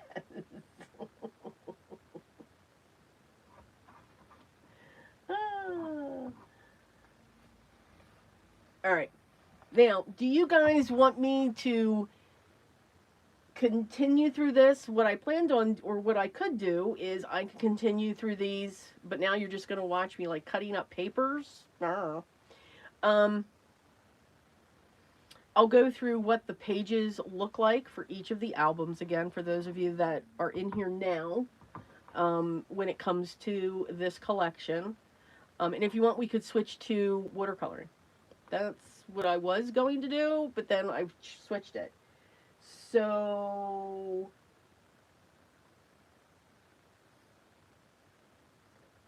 what would you like? You want me to keep going? Okay, I got one. Yes, continue. Okay. That was Kim was really quick on that answer. All right. I've already named this journal. You guys know that I name each of my journals, and there are no two names ever. Okay? There's just never any duplicates. So in the many years that I have done journals, I do not have a duplicate names. This one, as I said, has already been named. I think it's a cool name. This is going to be named Games of Creep. I'm sorry. You know, I crack myself up. I have fun with this. I have probably way too much fun. Just, but yes, this is Games of Creep. and you'll see games of creep come up. So the games, as I said, that she created, okay, I don't want to show that because those are the answers. These are the boards, so I've got to wrap those, and I will wrap those, and I'll do the pages. So we've got that tic-tac-toe. We've got the vines and the ladders, which I think is just, it's just amazing how she created that. And then we've got, you know, a checkers. So these are the board games here. And then she also created, so there's going to be an envelope construction that's going to hold the Nevermore cipher. So she's created this cipher that you've got to put together. And then there's the decoder wheel, which is really cool. And then we have Poe's desk, where you've got to find the differences. And then we've got some mazes, which are cool. We've got 3 of those. And we've got some seek and finds, which is great. So you got monster search, Poe-ish word, and words of spook that she's put together. So these are going to be in an envelope that's being created the same size as these pages. So let's do the pages. Let's get those cut. We're going to focus on this one because there's more in that construction than the other one. So the other album, I have not named this one to date. That one I'll wait. I'm not sure what I'm going to name that.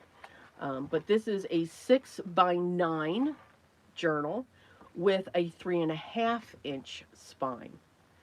All right.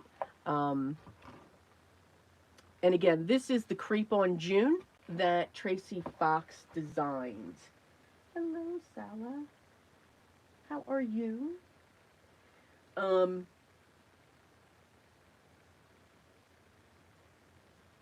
You used a what? Oh, okay. I just... Okay. By hand, you're killing me. A bronze cockroach. Really? Yes. Yes, Diane, it is. Yes, this is the Creep on June that I am doing. Yes. I am. So this is my take on it. Gwen, we will be tangling. The first tangle will be coming out. So Gwen is asking in the community, tangling is going to be coming into it. So I'm doing single tangles, like one definitely each month, and you'll be able to follow that. They're starting in June. Yes. Okay. So back to that. So this is a 6x9, 3.5-inch spine. It's going to be 3 signatures. This is the ledger of the kit. And then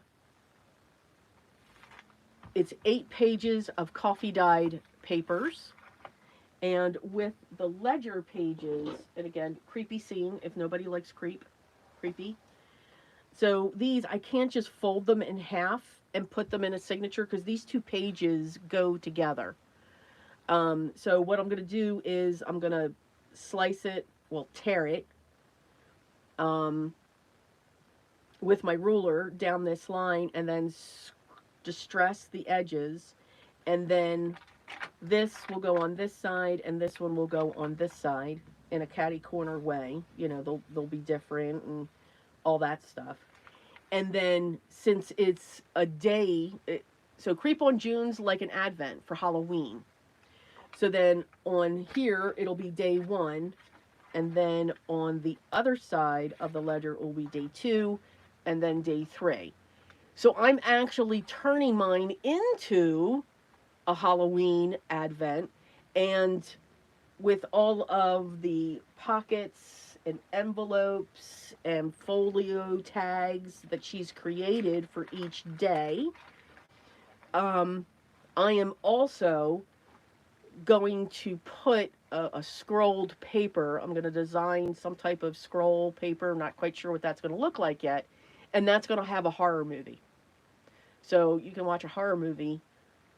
You know, it's not like a Christmas Advent where it's warm and cozy and hot cocoa and cookies and oh my, yes. This is kind of more of let's scream together tonight. Oh, let's watch this. Um, when it comes to that. Yes, Dawn. So last year I did um, the Creep on June, and that was the one that alligatored. And yes, it had all of these pieces were just imploding outside of it. Yes, I did Creep on June last year, and I showed snippets when it comes to that, if that makes sense. This one's going to be not as uh, pages aren't going to be necessarily coming out. There's just going to be a lot of hidden tucks when it came to that. Now, Dawn, I also did the Sherlock Holmes one from Relatively Thoughtful, where it looked like a file folder. I also did that one as well. That's the one that, if you're thinking of detectives, that was the Sherlock Holmes. So that's how this one is going to roll out. So this is definitely more of a journal, but these envelopes and tag folios and pockets and stuff like that are going to be set up just a little bit differently. And since I'm taking these apart, I kind of had to guess at what my spine was going to be. So I took the layers of all of this, thinking that would take up what would be folded, and set my 3 signatures in there. Because again, I really would rather it not have an alligator mouth. Um, but I want it to be able to expand just a little bit. So I thought these just nestle in there nicely. So that's how I came up with my spine. Fingers crossed. It's not too big. It doesn't look ridiculous. If it is too big, that's fine. We'll just have plenty of room to add more to it, and I can be a little more free when it comes to that. So we shall see. Okay, for this one, I need my pages. I'm going to do my pages out of 110-pound paper.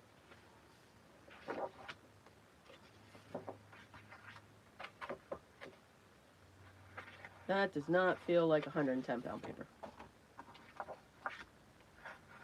That does. All right, I mixed my papers up.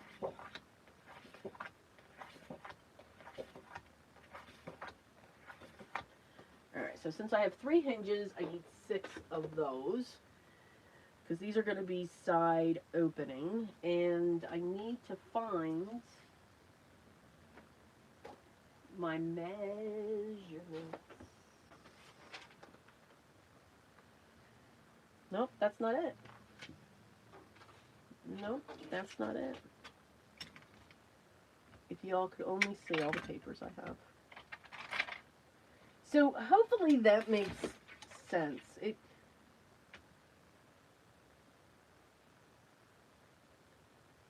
The brown bags, Gwen, are not part of it. They're just holding the pieces. So, I'm sorry.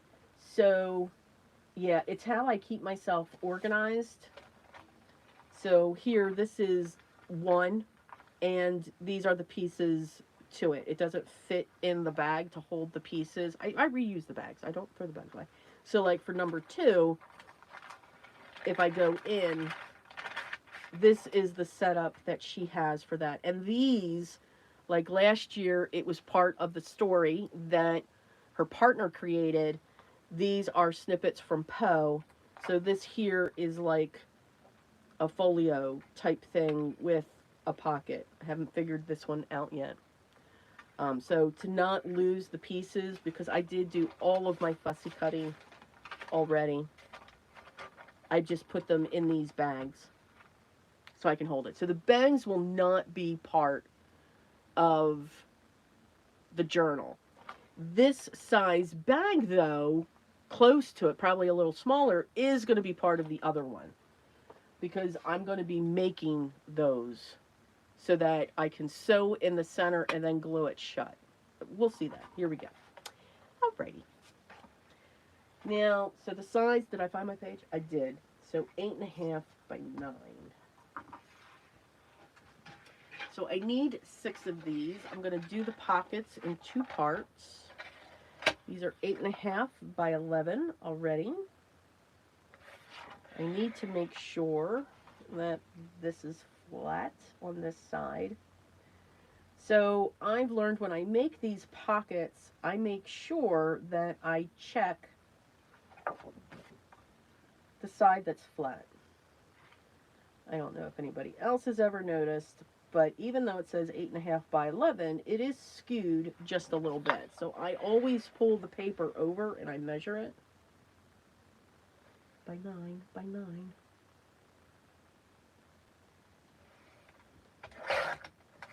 To make sure that I have a square or somewhat. So, do you have to do this? No. I just realized that's why some of my pieces were kind of skewed and they were not going the way that they were supposed to be going. So I just real quick check it.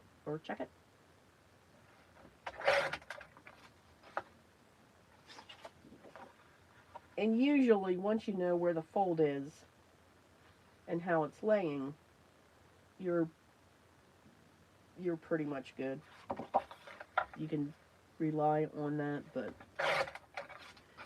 I'm already having issues. So we're just going to make sure.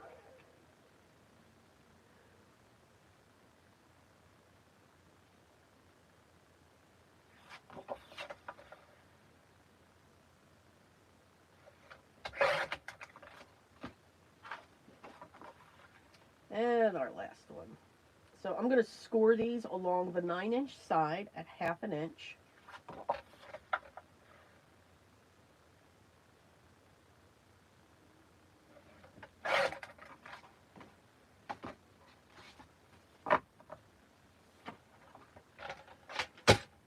Whoops, sorry.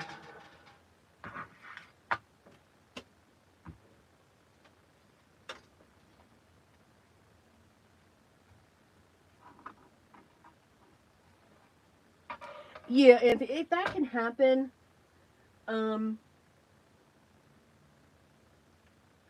with the papers, so I just always check. Now, if you have a 12 by 12 and were you covering the album to make sure? I always make sure along the 9-inch side. I'm going to do a 1/2 inch.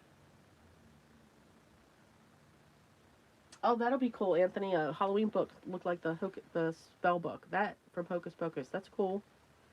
So I'm going to go down 1/2 inch. I'm going to take my time. This is thick paper. And we're going to do that to each of them. Again, making sure I'm along the 9-inch side.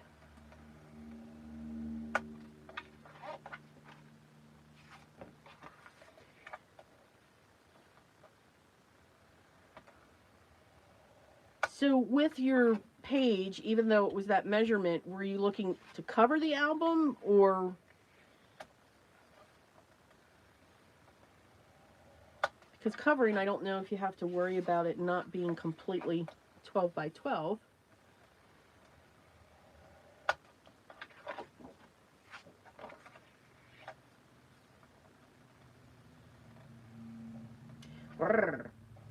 Oh, sorry. I went off a little bit. Good morning, Heidi. Welcome.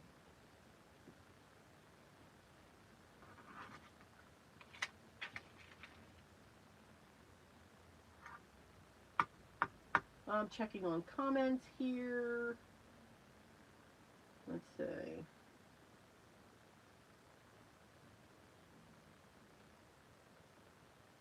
Biddy's fighting with her computer. I know Biddy will win.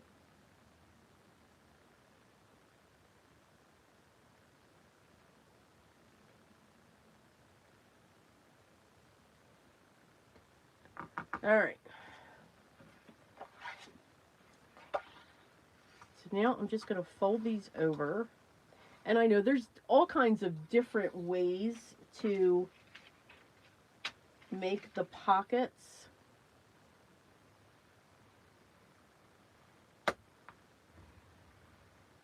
So I'm doing a two-way wraparound because I need this to fit in there. So I needed to give myself enough leeway.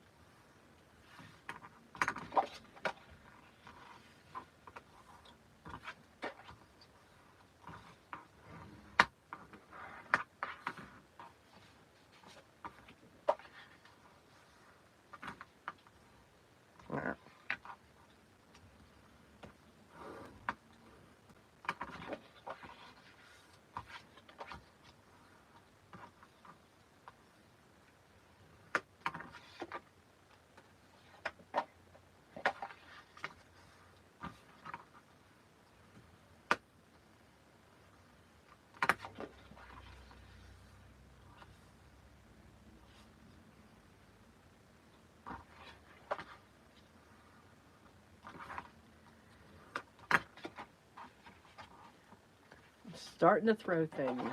You know, that's a dangerous thing when I start throwing things. So Gwen gave me the topic for our community for June. We are doing a deep dive into master boards. And into my mind. So, in that, I'm going to talk about, yes, I am, Biddy. Yes. Just haven't found one. She asked me if I'm still perusing a kit. I miss receiving a monthly kit, and I do miss doing, like 3 cards, 1 kit, or 5 cards, 1 kit. I love doing those. You can get all kinds of great ideas. I still watch them.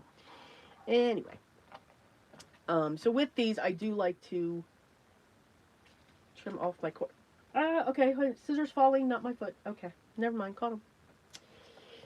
So, see, crafting. It's a dangerous business. Going to trip off the corners and let them fly. So anyway, back to our community. We are deep diving into my thought process on how I do master boards, even though there really is no thought process to master boards, nor should there ever be. But there's always a method to my madness. So, I go over supplies that can be used, and things that you already have in your home. So no huge purchases, ever.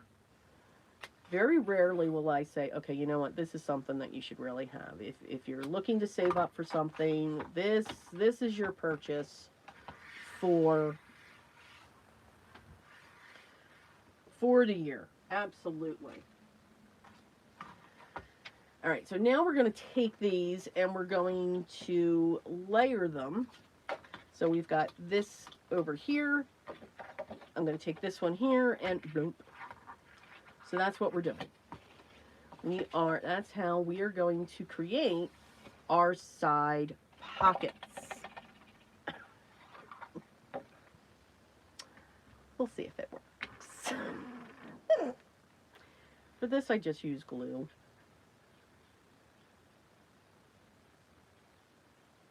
And we hear the scratching of the glue.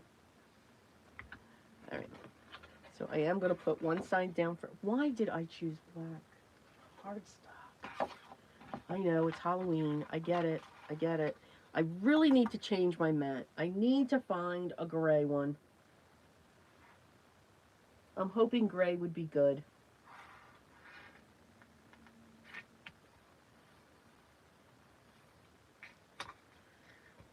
Oh. Let's make sure I'm straight. I love the black, but when you're working on black cardstock, it's really hard to see. And my eyes are failing me.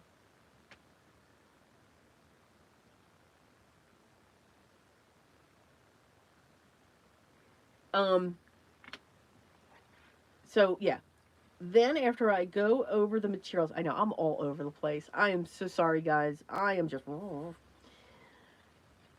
Then after we go through the supplies and we just talk about master boards, we will make 3 individual, or I'm going to show you, I hope you make them, 3 styles of master boards. First one, we're just going to use pattern paper. We don't need anything else. Come on, get down. All right, now don't you go crooked on me. I will win. Oh, don't think I will not win. Yeah, I holler at my paper. Sorry. No one gets hurt. And then the next one, we go into just a little bit more. We use some pattern papers and we add splatters. You don't need to do all the stamping and all that fun stuff. That is our pocket. And you're saying, well, no, Des, it's not closed on the bottom. Well, nope, because that's because we take this and we slide it ever so gently. Won't fit on my hinge because I made a mistake. Yes, I did. Woohoo! Everybody saying I made a mistake. Oh, yes. Wow, Des. That's all right. We're going to make it work. So I'm going to notch out my hinge because I did not make my hinge slightly smaller than my pages. Yeah, because I'm that off key today. So what I'm doing is I'm cutting off the corners down to where the tape is not. So this 1/4 of an inch, I'm cutting down to that opening.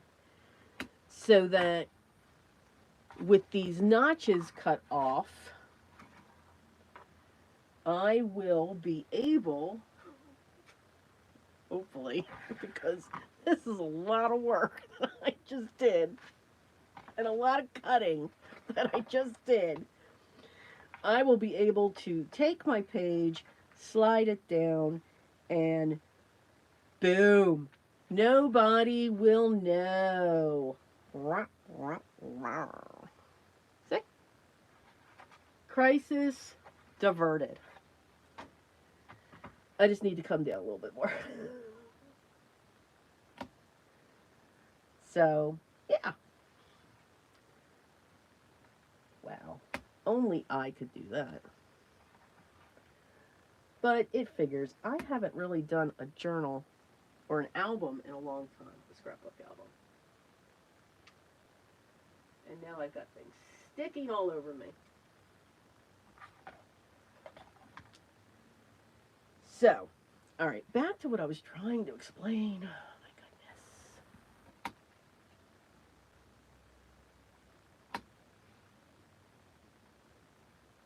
Sorry, I had to think about that one. So here, let me show you. Instead of me talking about it. So if anyone hasn't heard, I have a community where each month we get a different project. I focus on a technique. We tangle. We do all kinds of stuff. It's available for everyone. It's free. There is a paid level, of course. And that's where we get into deeper dives of more intricate projects. There's more downloads and stuff like that. So, masterboard. So, here's the first masterboard that you'll see, and it's just pattern paper. No ink. It was tough. No ink, no stamping, no splattering, just torn paper and digitals. Our second one, we go up a notch, and you don't need to stamp. This one's Christmas themed. We don't need to stamp. We could just add splatters. Whether you're using acrylic paints, inks, whatever it is, picket fence, gotta love that picket fence. And that adds just enough. And again, but no stamping, no inks, no nothing, just splatters. And then the final one, I get into how I put together a masterboard. Lots of inking, lots of stamping, everything is inked, everything is stamped. We've got the blizzard going across. I've got coffee dye, splatters going on, and all of that fun stuff. So we go through the different levels. Again, a lot of people, you may love this. You don't have to do all this to do a masterboard. You can just use your scraps. And if you think that you're not going to dive deep into your scraps and use them up, it does put a dent in them. And again, I even go through how I look at my scraps, what I do with my scraps, how I store them, what do I do at the end of the year, and all of that fun stuff, because I keep all of them. Okay, I'm going to check this because I needed to breathe after I made that mistake. I knew it the moment it went down, and okay, crisis diverted. We can all breathe. Des is not going to lose her mind right now. So, I hope to see y'all. I'll have it linked. I always have it linked. Once the replay comes up, I always get the link in there, and it's also linked down below my recent videos as well. So if you wanted to check it out, for those of you that are in the paid level, we did, last month, I actually made 2 journals, and using 2 combined digitals, and believe it or not, I kid you not, one of the digitals is Poe themed.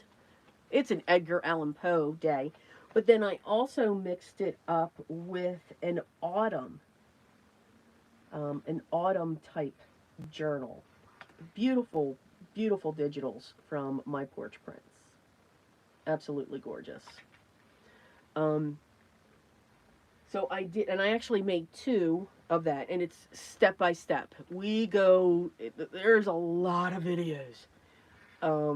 There's a lot of time. So like that, those journals that we did, you're looking at 4 or 5 hours worth of content. Because I'm showing 98% of the process. Sometimes I get to feeling bad saying, okay, this is a lot here. They're going to get sick of hearing me. So I have those 2. That's what we did last month. And this month, and we only focused on the digital.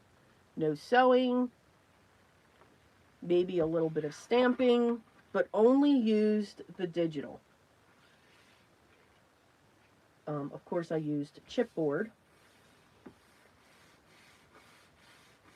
to put the albums together. I can show you the albums if you want to see them. Do you want to see them?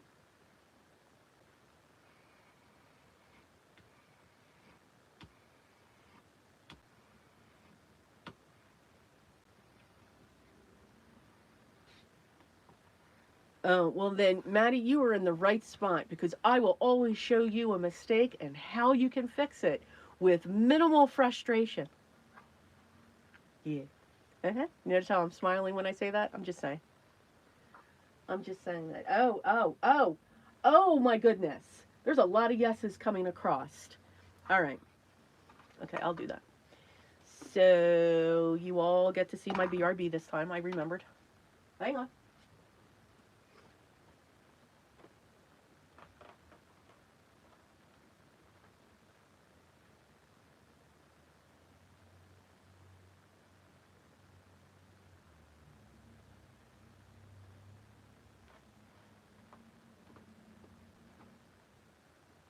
Okay. So. Oh, it's not a marketing page. I love you, Sala. Ah. So here's the first one. Cordelia, are you still in here? I don't know. She may have left. I'm sorry. I'm not looking at the comments so much. I'm so sorry. Guys. I know she was in there, but I don't see that she left. Oh, yes. Okay, so watch. She knows why I'm telling her that. So now remember, we used two. So the whole principle of this project, now I just chose to make two. The whole focus of this project in this group was only using a digital, and the same process could be applied to just using a pattern paper pad, one of those collections. All right, and that's all we used. This, I have to say, was very challenging for me because there's no metal in this journal except for the brand, my branding on the back. That's got to be there. And just ribbons. Everything comes from the digital. So here I am going to introduce poetry. All right, again, all digitals, and I just use paste on my cover because I kind of swung it over to let's just use the digital. Let's not pull in charms and metals and all of that stuff. Let's look at what the digital itself that you get, what you can do with this. All right. So here we have a digital page that, because what's great with a digital, you can change your print size. So here we have the typewriter, and we made charms out of some of the added on ephemera that you could get and just layered them up, made chipboard pieces so they look like buttons. I didn't put the holes in them because that was going to drive me crazy. So just made little tiny discs, added some of the ephemera. The name of the book is actually on the side, so it goes through this piece, and that's the only metal that I added as well, because I always, and when I talk about my brand, I mean my logo. I always, if you're ever selling stuff, you should always put your information on there. When I do the name of the journal, it also has the two brads on the side as well. So I kept that true to me. And then the back, here's my branding with the brads, and then we have more of those charms, and then just the plain piece of the pattern paper as well. And then when we open this, we've got a double bow that is secured underneath this piece, but it can be pulled through that if you want it to. So it's not connected in the back. Chose not to put a pocket in the front. Again, I believe the recipients, whoever received these, they should be able to do what they want with them because I give extra cardstock and the ephemeras and everything else. So again, Poe-themed, printed down the pages, and I ripped it. I hand tore the sides of the pages. We have little tiny tags in here, just strips of the digital for pockets. More tags, again, just using the digital, nothing fancy. More pockets from the kit, using the larger pieces of the die cuts after you fussy cut them out as a pocket. Journaling card. Now, since I did not put any metal in this, I used twine or a ribbon to hang the charms. And the charms are made out of the digitals and solid cardstock using a hand punch. And you can make these chipboard charms. They don't have to be metal. So that's how we attached all of our charms. The only true metal we have, we did some large pockets, our paper clips. Well, you gotta have paper clips. I even took the larger digital, the pages that I had left, and just folded them over. Because we can use those as writing tucks and all of that. The double pockets from the kits. Used the larger pieces, like these this piece like this. I just put a piece of cardstock behind it, and you get a beautiful image. Now I don't know where this went. Let me get back there. There we go. So again, different ways, showed all kinds of different ways.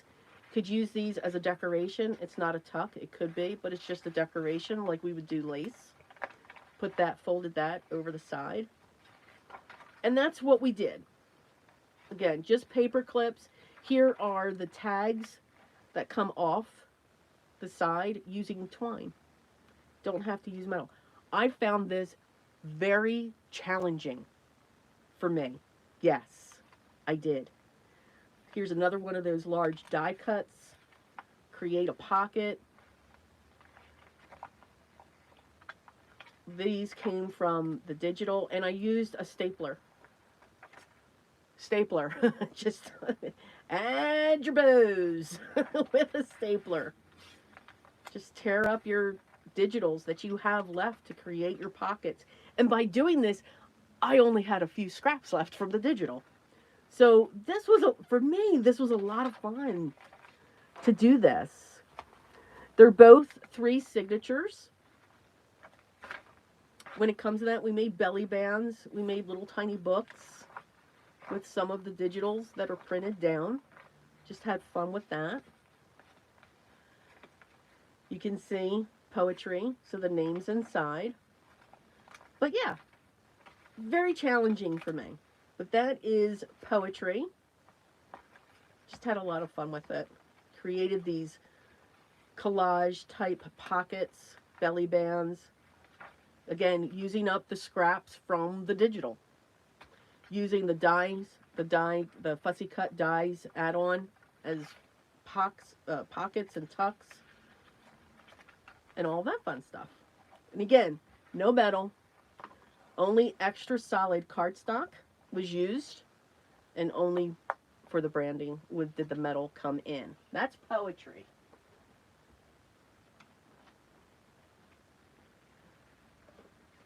This one is Raven.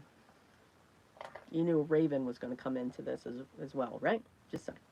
Just saying. So Raven is constructed the same way. Only using the digitals. Now this one's got distressed edges where the other one did not. So this one's a little more when it comes to that. More of the charms used as ephemera. Our nameplate on the side, same thing. This can be pulled out. It cannot be pulled out, though, from underneath this. It is secured in there. It ain't going anywhere. And then the same thing on the back. Did use some pastes on the outside cover. And then we did the same thing. Papers are just a little bit different throughout.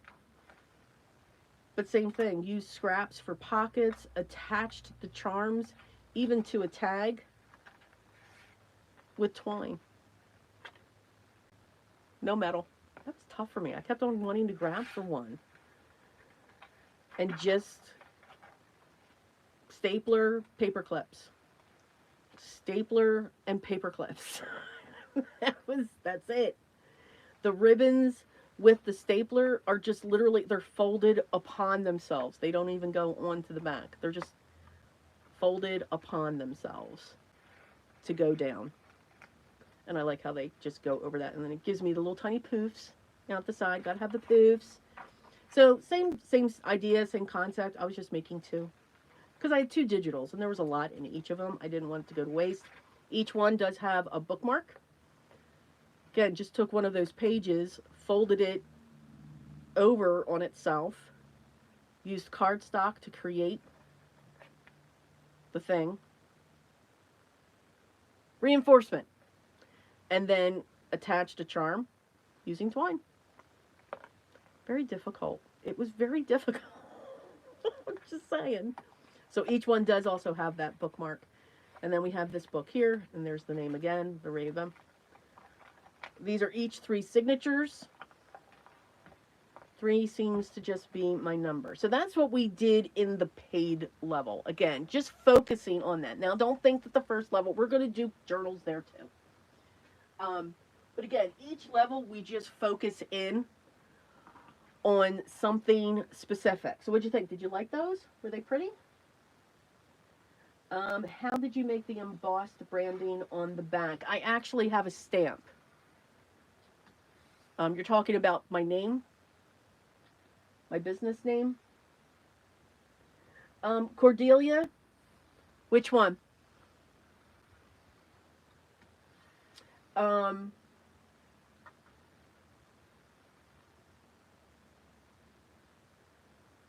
Oh, amazing. We need to chat later, Desi. Oh, did I do something wrong, Gwen? Are you going to holler at me, Gwen? Oh, don't holler at me. Okay, let's get back to how far am I in here?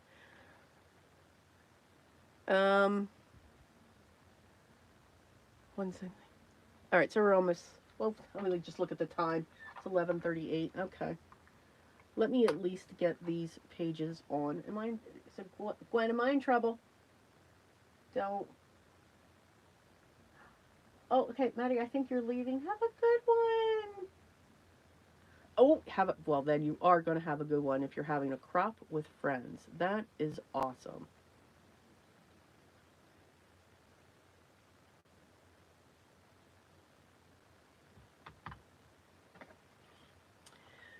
So yeah, so that's what we do in the communities. So you can see all that fun stuff.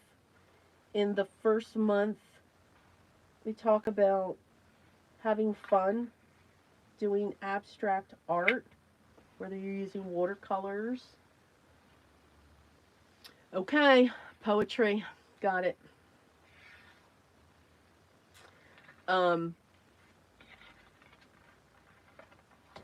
So yeah, so there's similar things. The things are similar on each side in the community.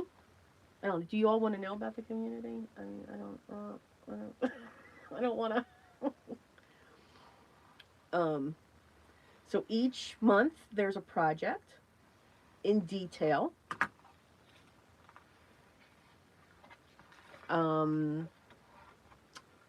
Each month there will be a tangle. And Gwen was very helpful for me because I was actually struggling on how I wanted those videos to be set up. So I've actually created 2 separate videos for each tangle, and both videos will be posted. So the first one, yep, I'm Gabby. I walk you through the tangle step by step. Gabby, Gabby, Gabby, Gabby, Gabby. So in other words, you hear my voice walking you through. And then there will be a second video where you watch me do that same tangle, but with extremely soft music. So you can even turn your volume off if you don't want to hear the music. And no, Anthony, it's not the same music that I do on my Zen Sundays, which are at some point coming back.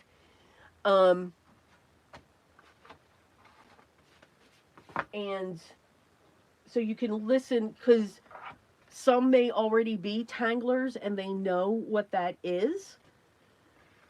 So they may not want to hear me. Some tanglers like to tangle in silence. And I get it. All right, I'm going to get these pages in. And that's how I'm going to do it. So we have this U shape. And when you're in the paid level, you get everything in the paid level and level 1. So it's level 1, level 2. Level 2 is the paid. And then the difference when it comes to the tangling is level 2 gets a download of the step out. All right, now I need my hook, my pokey hook. These are technical terms, people. Pokey hook. Yeah.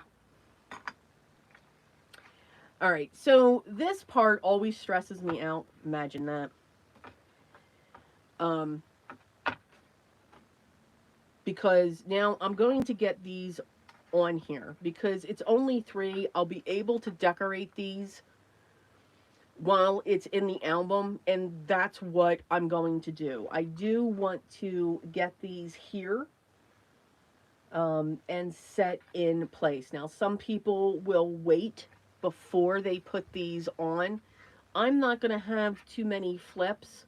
This isn't like a true scrapbook album, but it's going to have somewhat of that feel. But I do want to get these pages on because the error that I made is just really annoying me, and for some reason me getting these on here will make that go away.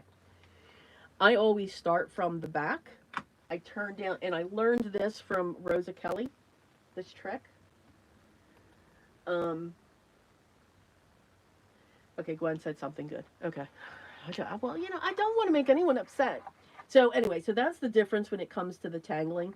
And then there will be other things that are spread throughout. And what I mean by that is, and I may not talk as I do this. Now I'm going to slowly bring this down. And I'm just looking to cover the tape. But I want to make sure that I'm as straight as possible. And I'm going to commit. So I push that down. And then I slowly pull this out. And then I push that down. And I bet you're all wondering, well, what about the other side? I did that too. So I flip this back over. This is why the crooked pokey tool is awesome. I get in there. I release it. The hook catches it. It comes out. I slowly pull it while I lift that page up, and I press down.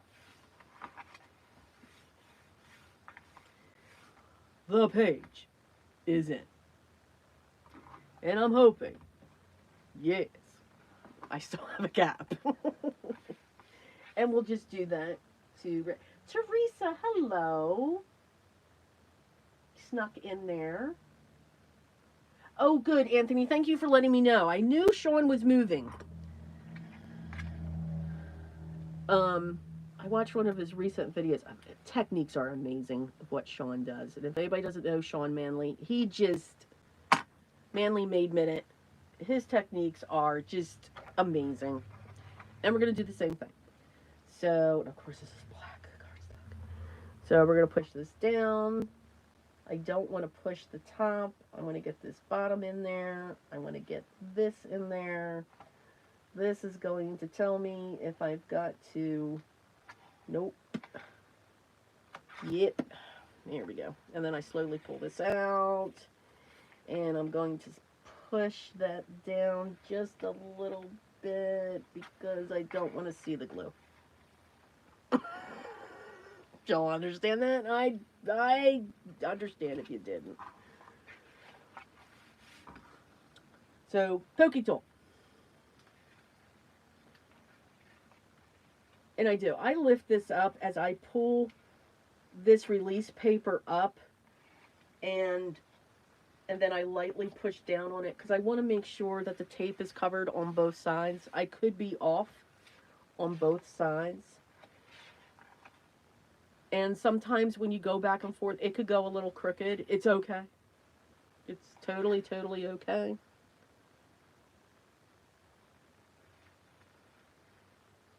So anyway, back to the group. So those are the two differences. And then there's extras, things that'll come in. Like we'll do tiles together for tangling. I may have like a quick tip that comes in. Why I love the location that I chose, and I didn't choose Patreon. What I loved about this one that I chose Podia for the platform, is you guys can share your projects.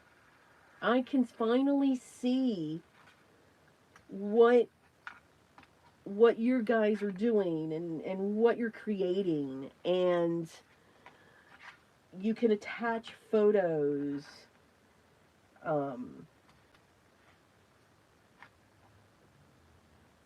and all of that fun stuff. And I've got a stronger control when it comes to it, because I don't want this group to be marred in any way with spammers and all of that. Um, okay, there they are. So now our Hinge pages are in. So that's what that looks like. Got this huge gap. We've got these 3 pages. So that these will then, they fit. They just fit perfectly. Woohoo! Everybody do a wiggle dance. Let's do the wiggle dance. I'm doing it. Let's do the wiggle dance. Now I want to get these covered. I just want to get them covered while I have everything out. I'm going to go back to the 65 pounds and get those covered. Oh, Cordelia, that's right. Oh, you two were near each other.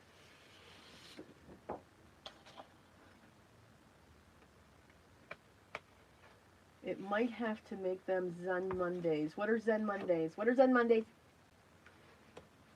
What are we talking about? I missed something.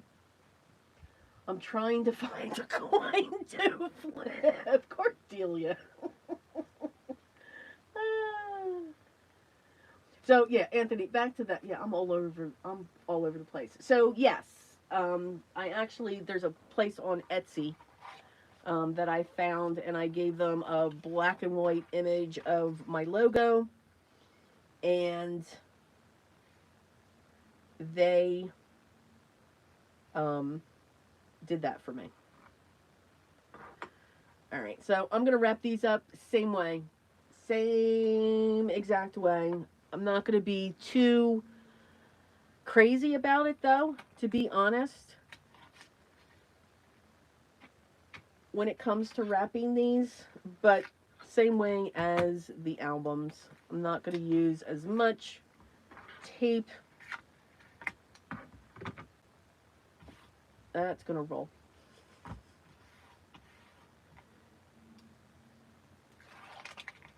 But we're going to do the same thing. So these are going to go quick.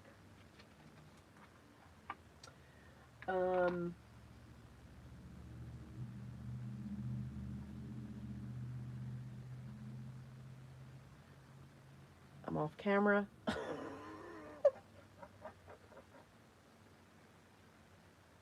So creep on well, okay, now let's go back. I'm jumping all over the place. So yeah, Anthony, if you want, I can send you that information. I just got to find the name of the company again. I always lose it, and then I got to try to remember it, and it's a process.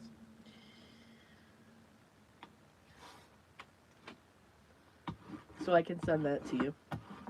So yeah, so that's what the 2 different communities do. You get discounts.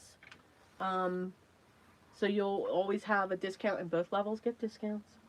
So if I have, or when I have my new releases, you will then be able to have a discount on them as well.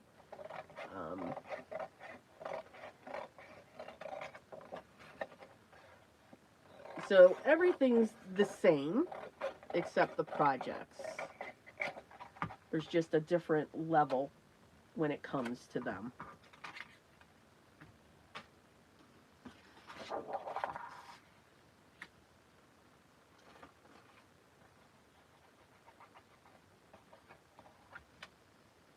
And I always wait, and I always love to hear for ideas. You know, what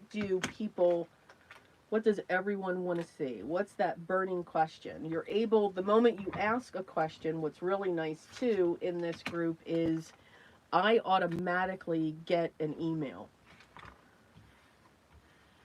I found in the other one when I had it, I wasn't getting notified. Things were all over the place.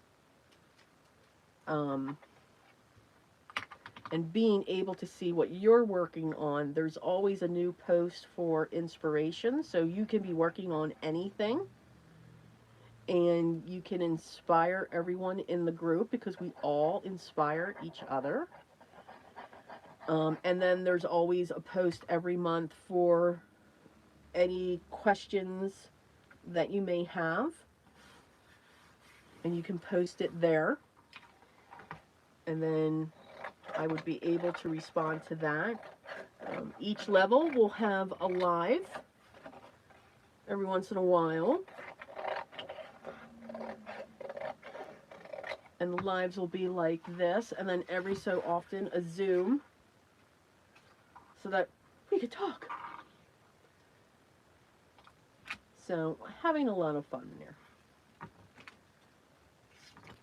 But yeah, Gwen came up with the master board because the previous month, so the first month I think was April. That's right. So April we did the abstract art and then turned them into cards. And then for May, I did mini type master boards and just use that with a sentiment to create those. And then we just did a deep dive in all that stuff. But I'm still going to have YouTube. Still going to do my lives every Sunday unless I'm doing something else.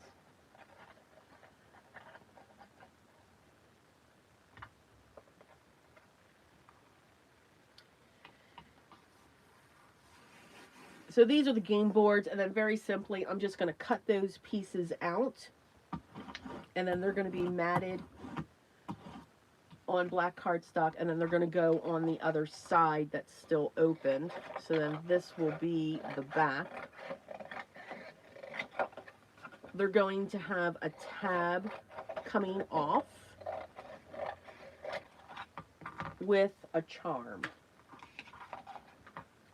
So that's how I'm looking at these.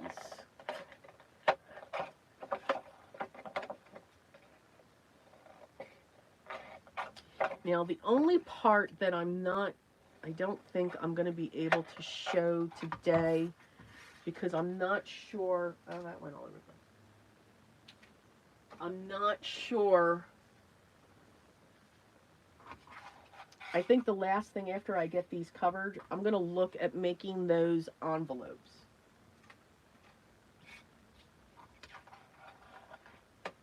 Because I don't know how they're going to look. But then at least you'll have that idea. Because what I did for Creep on June last year was you got to see segments. We didn't see the whole thing. Because that one took a while to completely put together. I loved every minute of it though. And I'm sure this one is as well, because there's certain things that I want to do to each day.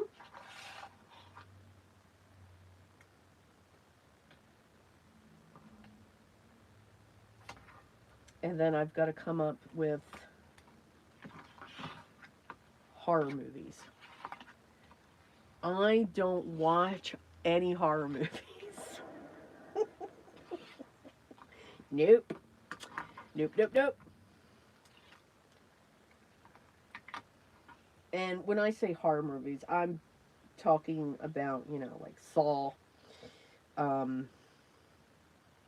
those types of horror movies. I'm not into those.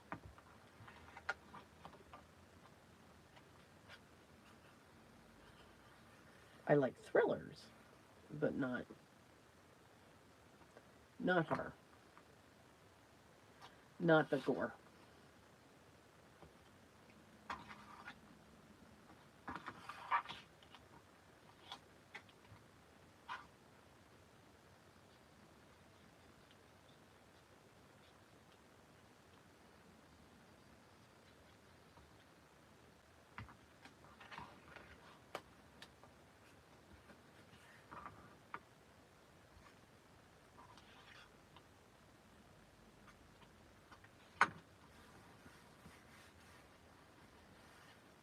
Let's see. What's everyone talking about? Oh, because I'm live. Oh, I get it. Okay, I can do that. Yeah, I could do that.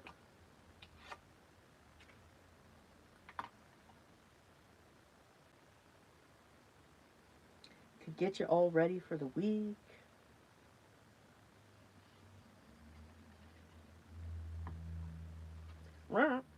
Oh, okay. Throwing of the glue.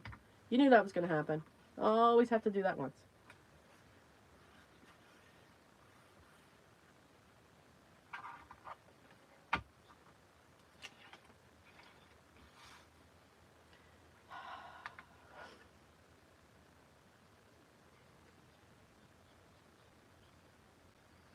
All right.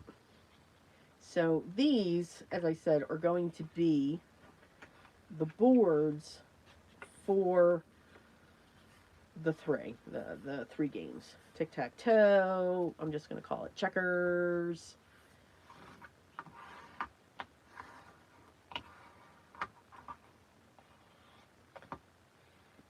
And the vines and ladders. So this will be the back, and then the vines and the game boards will go on top here once they're matted. And then they'll be able to slide in and out of the pages, the hinged pages that we just did. So that part I know works. What I don't know is the envelope that I want to, or the envelope style. Now, I could have added 5 more hinges.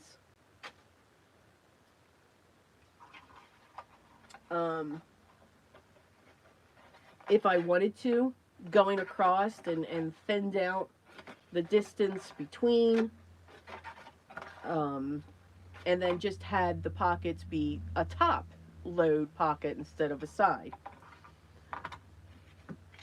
However, you all know me, that's too easy.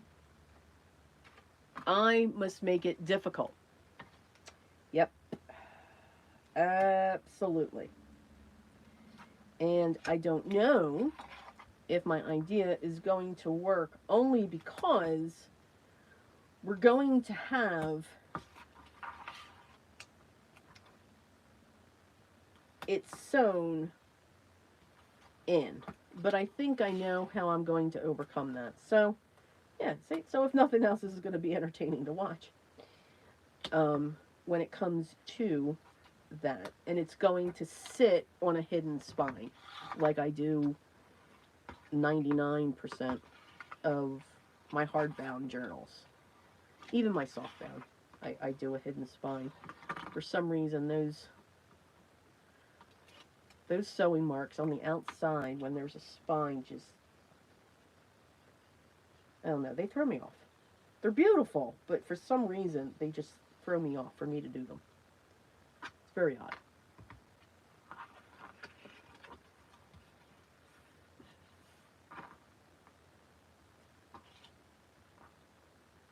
And then, once I figure out the envelope, I'm hoping this, I'm not keeping y'all too long here. Where are we at? Oh my. Okay, we're hitting the 3-hour mark. Oh my. Maybe not. Wait, well, maybe I can get one done?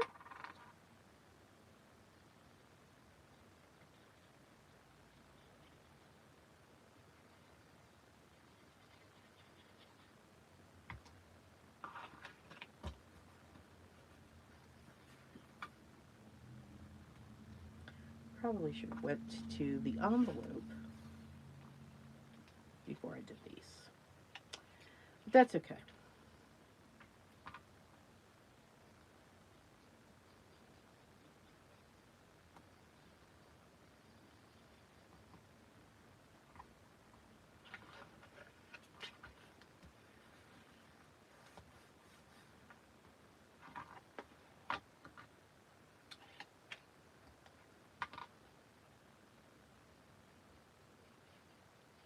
And then I have not figured out what I'm going to do for the rest of the day. Well, I think I know.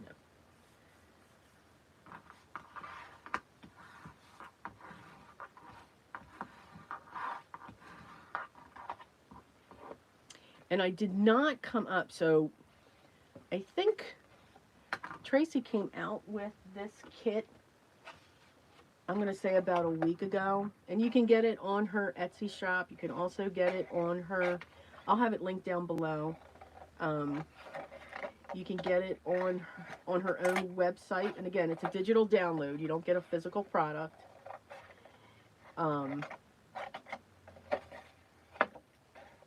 So I had noticed the announcement came in the newsletter, and yeah, I was all excited.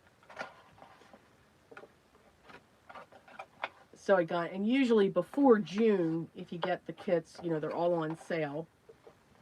She always has a discount. But I didn't come up, I had the idea that I wanted to do either, I knew one was going to be a journal, but when it came to the other stuff, I'm like, okay, can I make a box? Can I put it into something else? Can I make a box? Do I have a cardboard box that's big enough that I can alter? Because I did not, of course, want to buy a box. That would be ridiculous. I know, I bought the splatter box. Don't tell me. I know. I know. I know.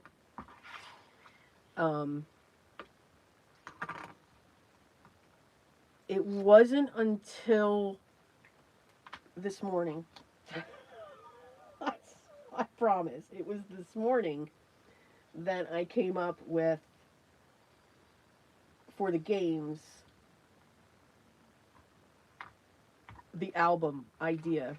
The name woke me up at 3:30. And then it just kind of went from there. So our minds are very quirky when we come up to it.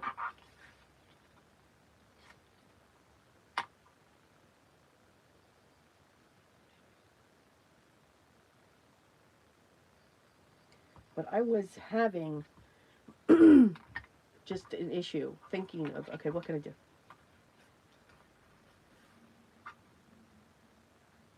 Because I always want to do a journal of some sort, unless it's not, you know, styled that way.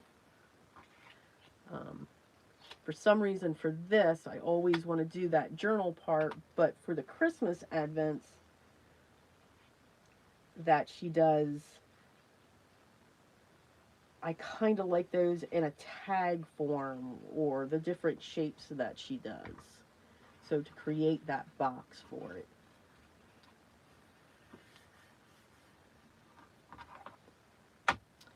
It's different, I know. Alright, so I'm going to start out with a 12 by 12 piece of cardstock for these envelopes. Now you're really going to get into my mind.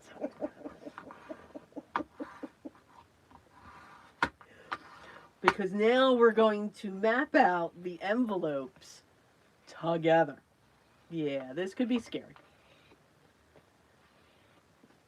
But it is the one thing that I do enjoy completely. So I'm going to move all of this out of the way. And I'm going to move those out of the way as well. Because this could get messy. And then after the one envelope, I'll show you what I'm looking at to put it in there. I'm not going to sew it in, because I'm not going to do that until I have them all done. And then you'll get that idea. So once you see the album again, you'll see all of the facets that are going in there. Because again, this one isn't going to be step by step. It's just too massive of a project. But you're going to see a good majority of it like you did for last year's Creep on June. I know, don't get too upset. Alright, so I need a tablet. I document every project that I do. I document everything. So here's what I mean. So the Hinge pages for the album we just did. This is the measurement. This is what it looks like. All my notes. Here's the concept, the idea that I had on the Games of Creep album. So these are all the measurements that I wrote down. What's going to go where, and all of that stuff. Here's the other journal, the 9x6. I started out 3 signatures. That's all I needed on that one. I didn't say the notes made sense. I just said I make notes. Here are the measurements for the chipboards that I need for the album itself. Now here the Game on Creep and then the Poe Creep. It's not going to be called that. So I'm just differentiating between the two. The game boards, I did it again. Telling myself, okay, Des, use the watercolor boards that you save because I don't grab for them. More notes, list of horror films, idea, create windows. So again, my mind just starts going, and I even map out how I print things out, what's going to go where, the paper that I'm going to use. What's this one? Okay, so here's the folios of how I'm going to do the other games for the mazes and stuff like that. So again, these are my notes. I document everything down, and then it goes into a book. So all of these albums that I've made, whether scrapbook or journal, they are documented and put together. And at some point, because there's times, you know, like in the group, so level 1 we go through a journal and you'll know the sizes and you'll have this, you know, you could get a download of cuts and measurements. So I have them now and I can create that. And then in the level 2, now you're going to have the steps along with the cuts and measures download. So I have that to refer back to it, or if somebody asks me a question. So that's my thought process. You know, here's the way I laid out the spine. Here's the hinge. So yeah, lots of notes. Lots of notes. Okay. So we're going to start, I want to start with a 12 by 12 piece of paper. I know my album with the hinge that this is going to sit in is 9 inches. And I know this is 8.5. And I want to stick with that.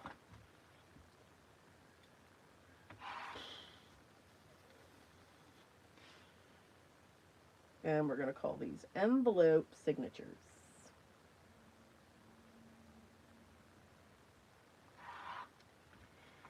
Now, and the reason why I want to create them is, again, I can create a pocket with a side, and it's already on the hinge. Here, I want to create a big enough envelope so that when it's folded,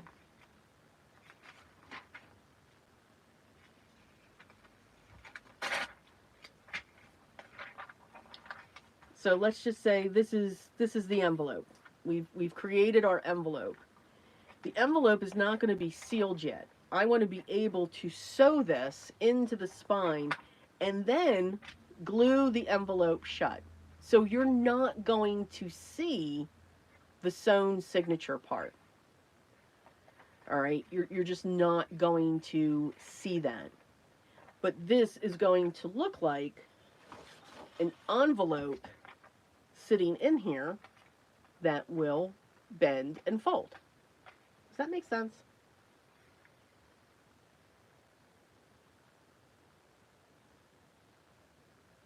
I'm just saying. So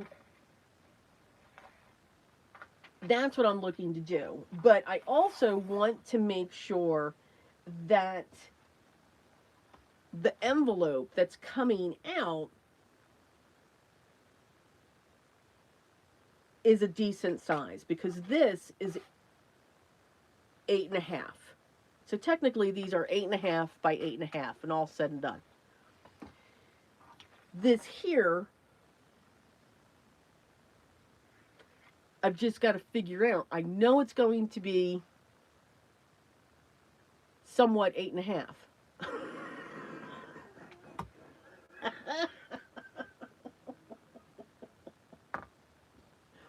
I'm just saying. I just know it's going to be 8.5. Because maybe I want a flap. Maybe I want this.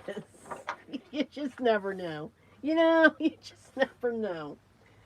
So now we're going to start scoring, but I'm going to start documenting 12 by 12 sheet. And then if I want,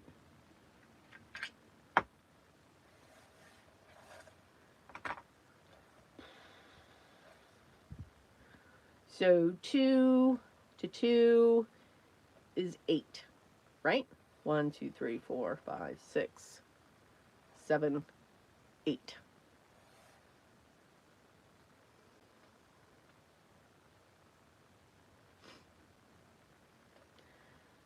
If I go to 1 3/4 and 10 1/4, that gives me 8.5, right? Right. All right, so let's take this down. We're going to go slow. And I am doing these in the 65-pound as well. Oh, bad score line. Bad score line.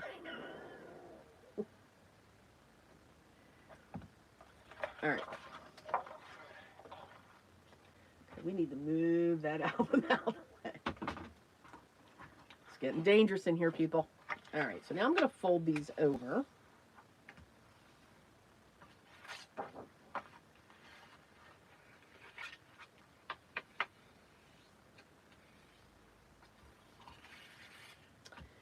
Because I went off the side there, now this one's too annoying me.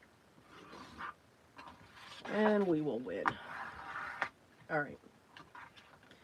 So imagine this being the envelope, and this is getting sewn. This is what's going to have the signatures in on.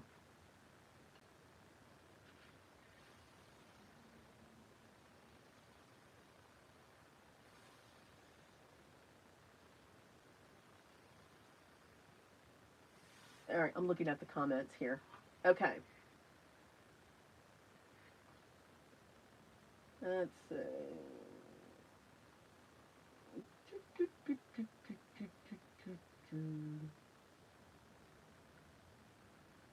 All right.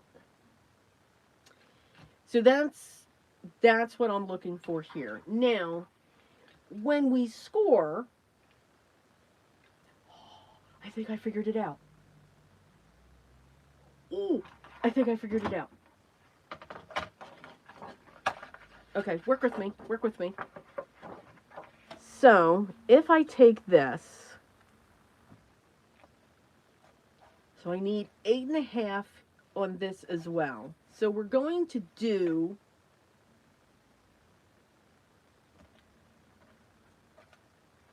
now.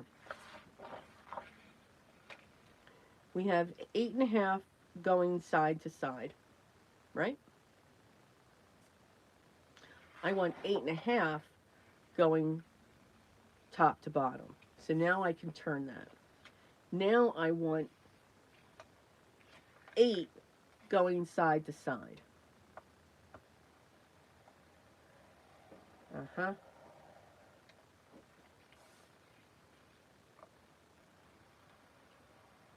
because nothing needs to be even. Score at 1 3/4 and 10 1/4. And I said the 8 1/2 is the top and the bottom. This is top, that's top. And then I'm scoring at 2 and 10. And this is the side to side. Yeah, you're getting all of it. Okay. I'm sorry, guys. I probably should have figured this out before I pulled you all into my mind. All right. And then we have this. All right. So, what is she coming up with? All right, we're going to cut some things out.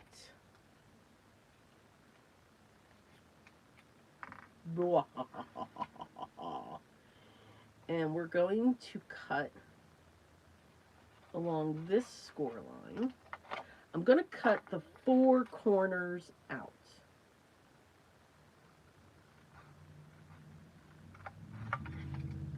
All right, somebody needs to tell me in the chat where I can get a gray, solid gray cutting mat.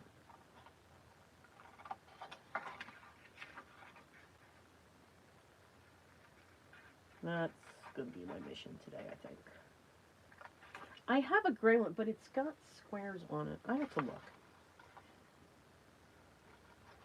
All right, so I'm making the folio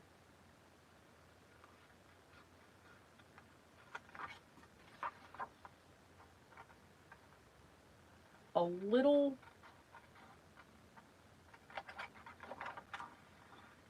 a different size. I don't want it to be 8 1/2 by 8 1/2 square.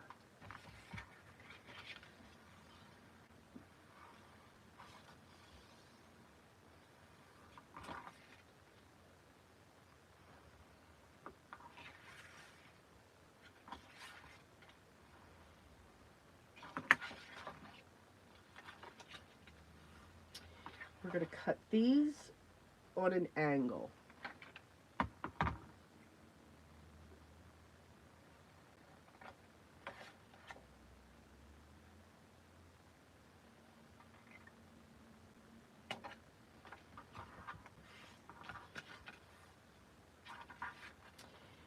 And then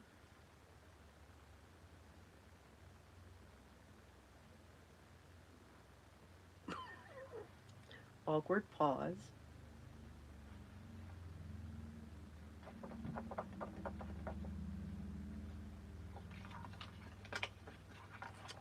I'm going to cut these on an angle. The top.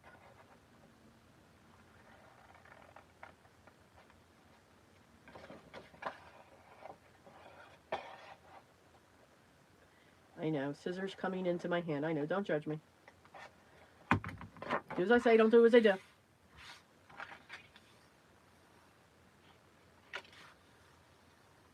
I don't care about the bottom. Well, maybe I do. No, I don't. I just need to make sure that I cut on the right side of the score line. So you can see how I'm processing this. So now that's up a little bit. Okay. Now for the top, I am going to get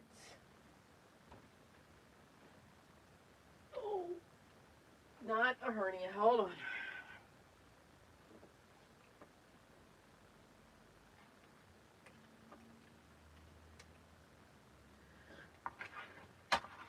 My husband bought me corner rounders. I should use them. So, tell me that's not going to work. Oh, it's not. I don't think it's going to. Yeah, new to the whole corner rounding thing, can you tell?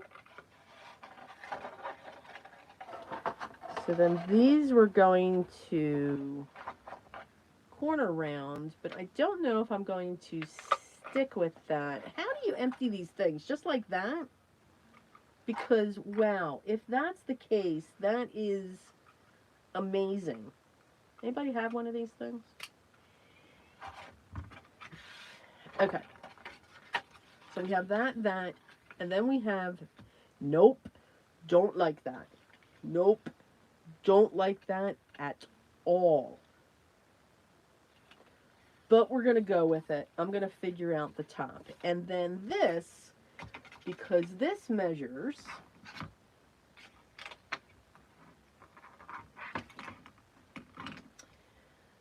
all right, so then angle, bottom flap.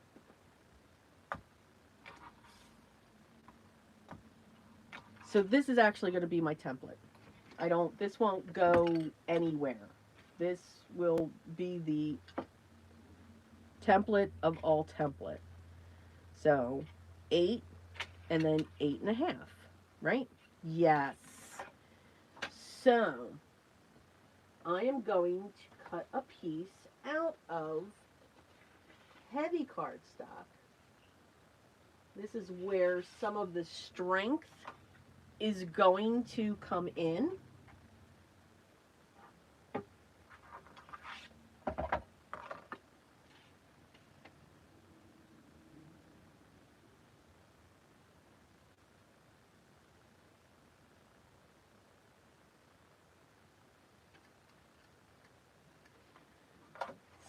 Six.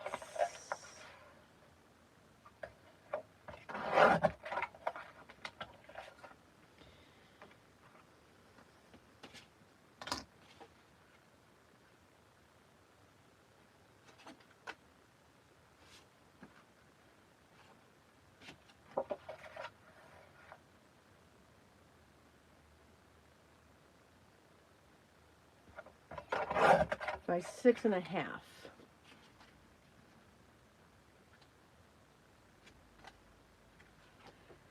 And there we go. All right, so our envelope. So this is cut 6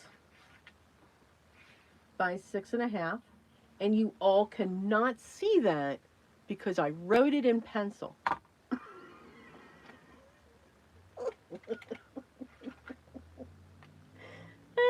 Crack myself up. Oh my goodness. Yep, I could do this all day. Absolutely. So 6 by 6.5. And then I put an arrow up, and then I put an arrow this way. Because then that tells me 6 wide, 6.5 tall. So with this panel is going to sit across the envelope. All right, so see how we're going here? Now, I could also put this in here because then we would have that break and then have this come up. But what's going to sit on this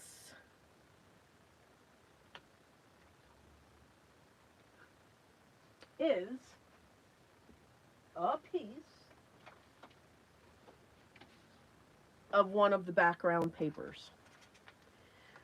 So whether it's this, the orange, and all the different backgrounds that she has created, and yes, I double print these because for this reason. That's just going to be the panel that comes across. I just don't know if this lip's going to go up above it, and y'all can't see a darn thing because it's all done in black. Oh, maybe you can as I'm looking at it. Lots of bright lights going on there.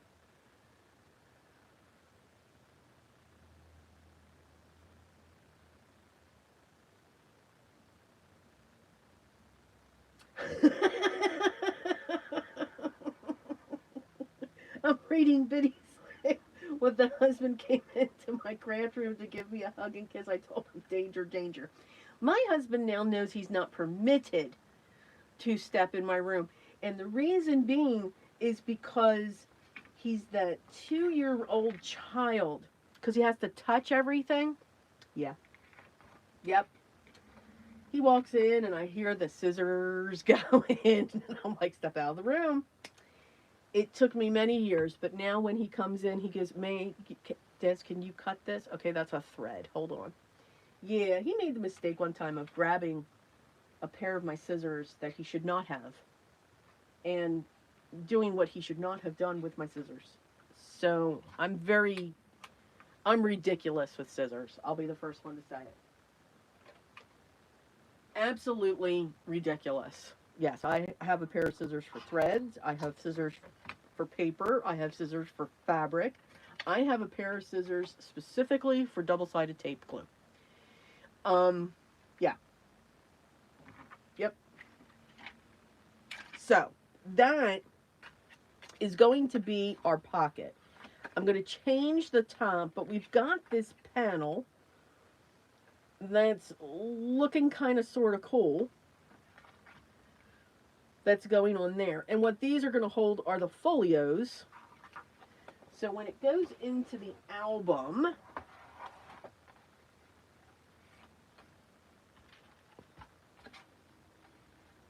I just haven't figured out where that panel is going to go.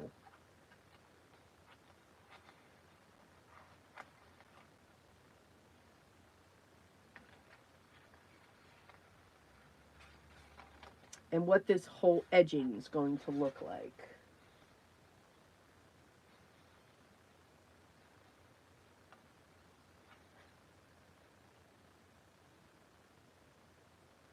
Let's see.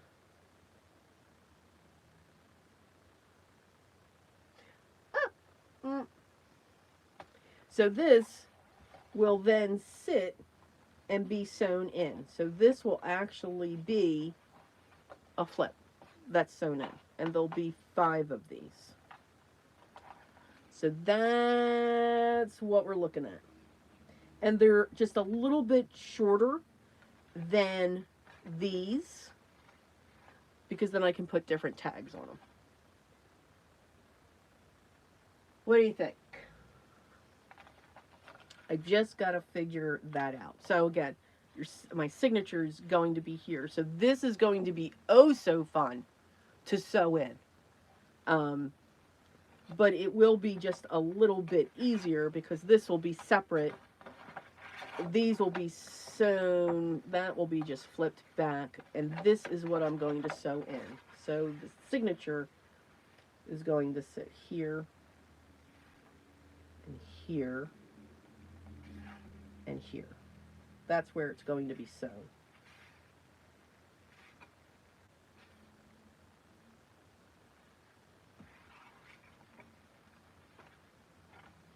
So, yeah.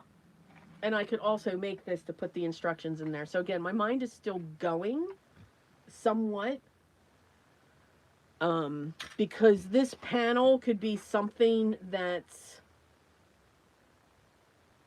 put in here differently. Like it could be a swing open, or it could be a flap that opens, or this could be a hinge and then it could be secured over here.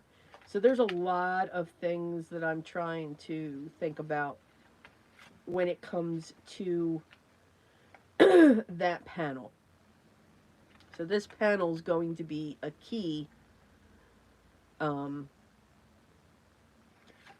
in the creation, because if I just sew it in,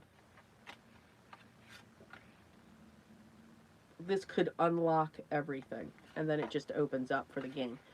But I don't think I'm going to do that. So that is what the envelope's going to look like. But I don't think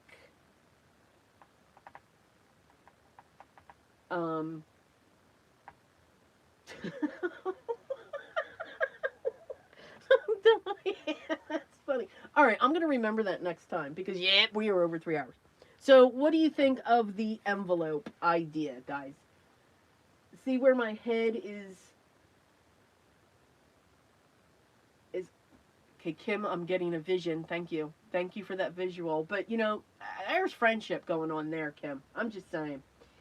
Um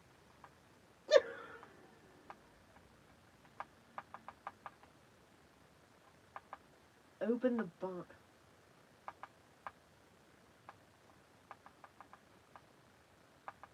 So that's what my idea was. But I want this to be decorative. I'm struggling with the fact of should this be on top or should it be on the bottom? And then there's going to be folios inside. The games are actually going to be like little booklets and folios and all that stuff. All right, so that's my template, and then I continue to add more notes when it comes to the envelope signatures. So it's all over the place. And yes, I take the time to rewrite it into the journal, into all of that stuff.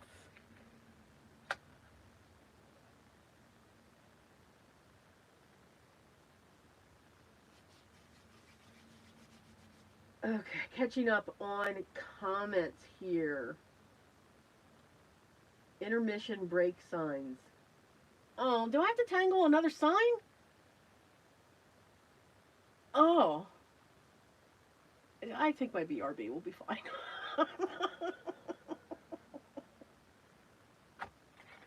Nope, I think the BRB will be fine.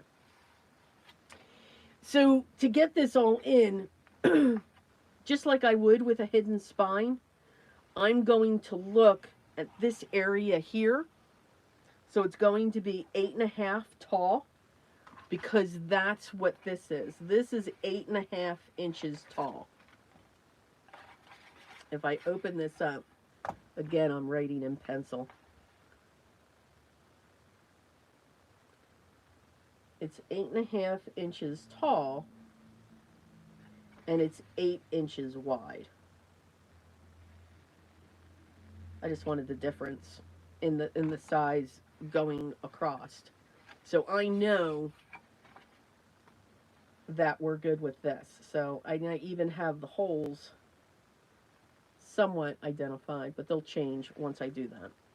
So the process is going to be completely the same when it comes to this. So if I measure that,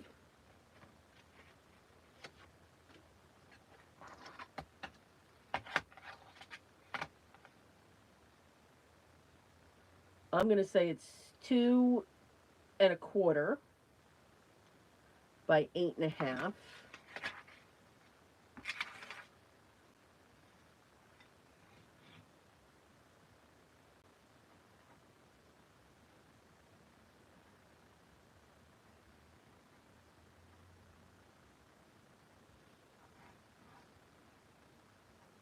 So it's going to be 2.5 inches wide by 8.5. And we're going to do the same thing.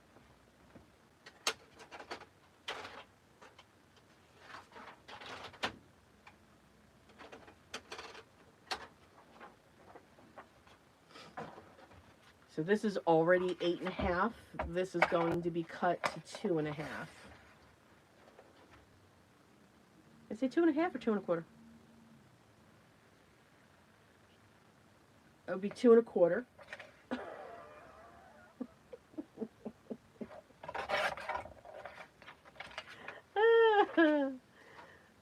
Too funny.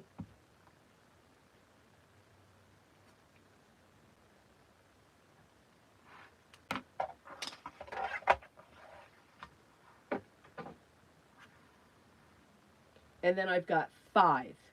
So I've got 5 of these.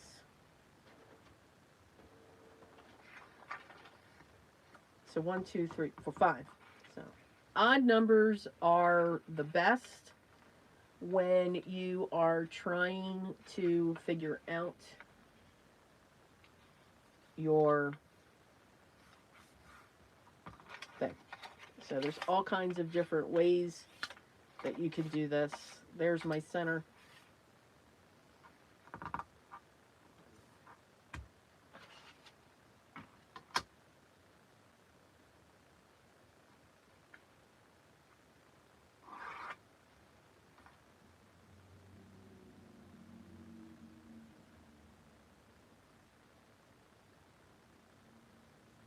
And then I can just go whatever measurement you're looking, you know, 1/2 inch, 1/4 of an inch, whatever it is you want to do off of that line. And again, I never say you've got to have this or you've got to have this, but I will say that for this type of a roller. So whenever you can find this type of a roller, you want to have this roller. It just makes lining things up a lot easier, at least for me. I don't do well with marking, um, marking across and then drawing the line. I do not do well with that. I go crooked every single time. So, very odd.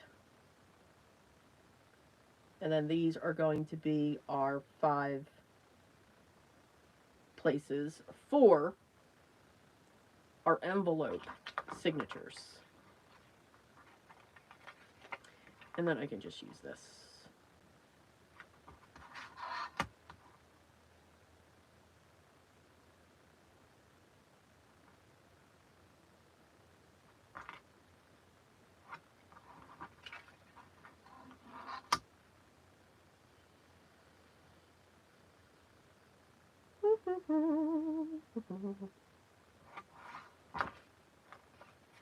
And there we go.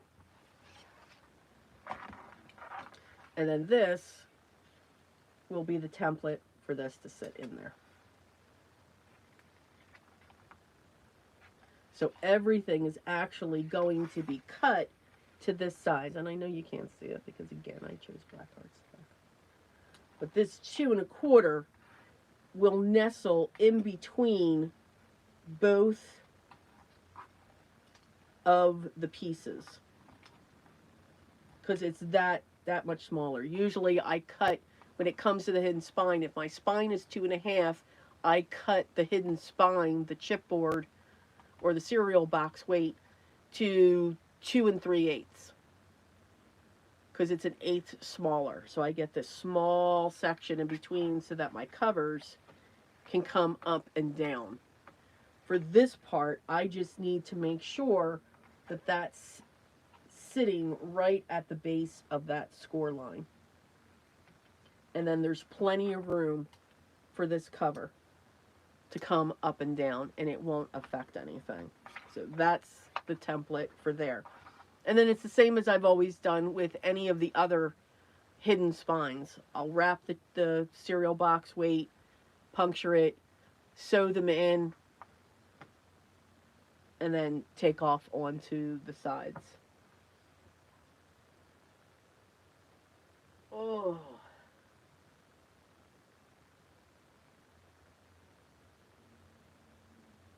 Okay, I'm going to remember the 2-hour mark break. Okay, so at 2 hours next Sunday, I'm going to say break. Now it's time to stretch your legs, drink, whatever you got to do. All right, I think that is where I'm going to leave this. Let you guys have the rest of your day. When it comes to that, the back flat panel at the top might flip open to empty. Just gotta figure that. Magnets. Magnets. Oh, okay.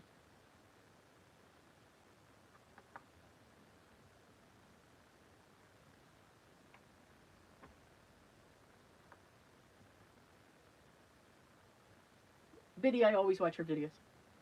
I just hang out in the background.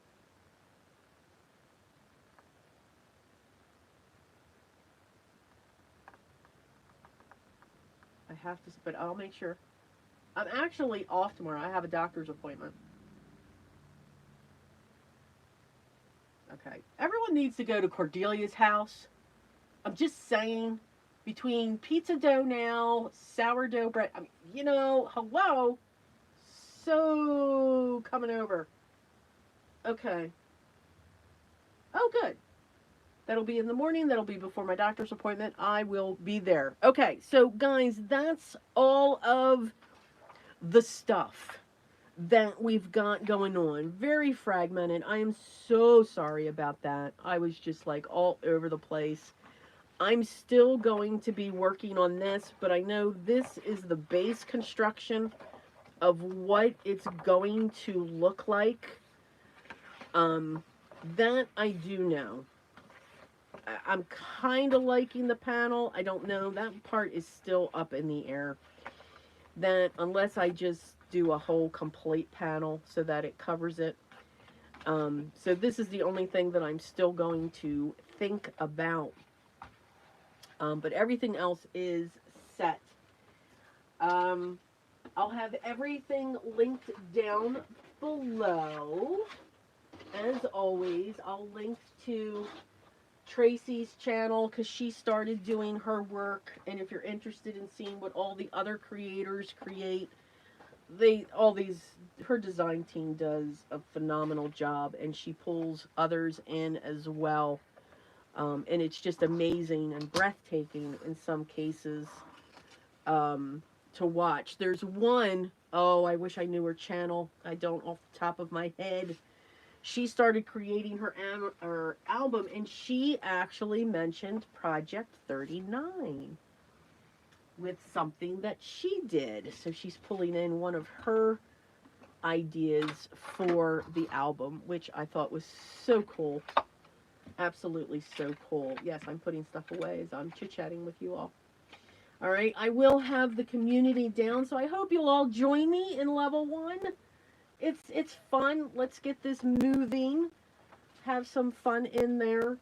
And again, it's completely deep dive. If you don't mind chatty, long step-by-step videos, there's your place.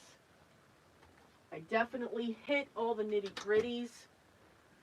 And everything stays in. Mistakes and all. I do not curse. Although during some I have lost power. I have. It's been interesting. Absolutely interesting. But that is the beauty of a live recording. And that's how they are all set. They are all set on live recordings. So that you get all the information. They're not voiced over in any way. All right. And as I said, we're doing master boards. I'll have that link down below. Link to Tracy. And I can't think of anything else. Can you accept the fact? Right, Biddy? I thought it was awesome too. When I heard that, I'm like, I knew her. That's awesome. So yeah, she actually added a ring in her album because she's going to do them all as tags. So she's got the album, and then the ring's going to sit in there, and the tags are going to sit inside the album. And then she did her book, the ledger, like this. Just a small one, and that's sitting in a pocket inside the album cover. So it was really cool. Very cool how she put that together. At least I thought. I thought so. Now, next Sunday, I will be live again. Around, 9 a.m. Eastern time, I know 5, possible, 9:10. You never know. And I think It's either going to be watercoloring or maybe I'm going to get into something a little different here. I have not decided yet. And when I have a line of glue showing on that album. Oh, that's okay. We'll cover it. So not sure. Not sure which we're going to do. Guys, have a wonderful day. Thank you so much for hanging out with me in this extremely long, chaotic, but most entertaining video that I'm sure you will watch this week. Yes, you've heard about my traumatic story with my sewing machine and all of the other fun things, and you watched me walk through certain areas on how my brain processes when I create an album or a journal. But I do have a fabulous week. Always continue to stay safe and healthy. My love to each of you. I am truly grateful that you are here and just spending this time with me when you can be doing something else, planning a plan or, cooking pizza like Cordelia does. She's multitasking though. I think that's great. And I'm honored that you do that. So thank you. Thank you very much. All right. Take care, guys. Have a great day. See you soon.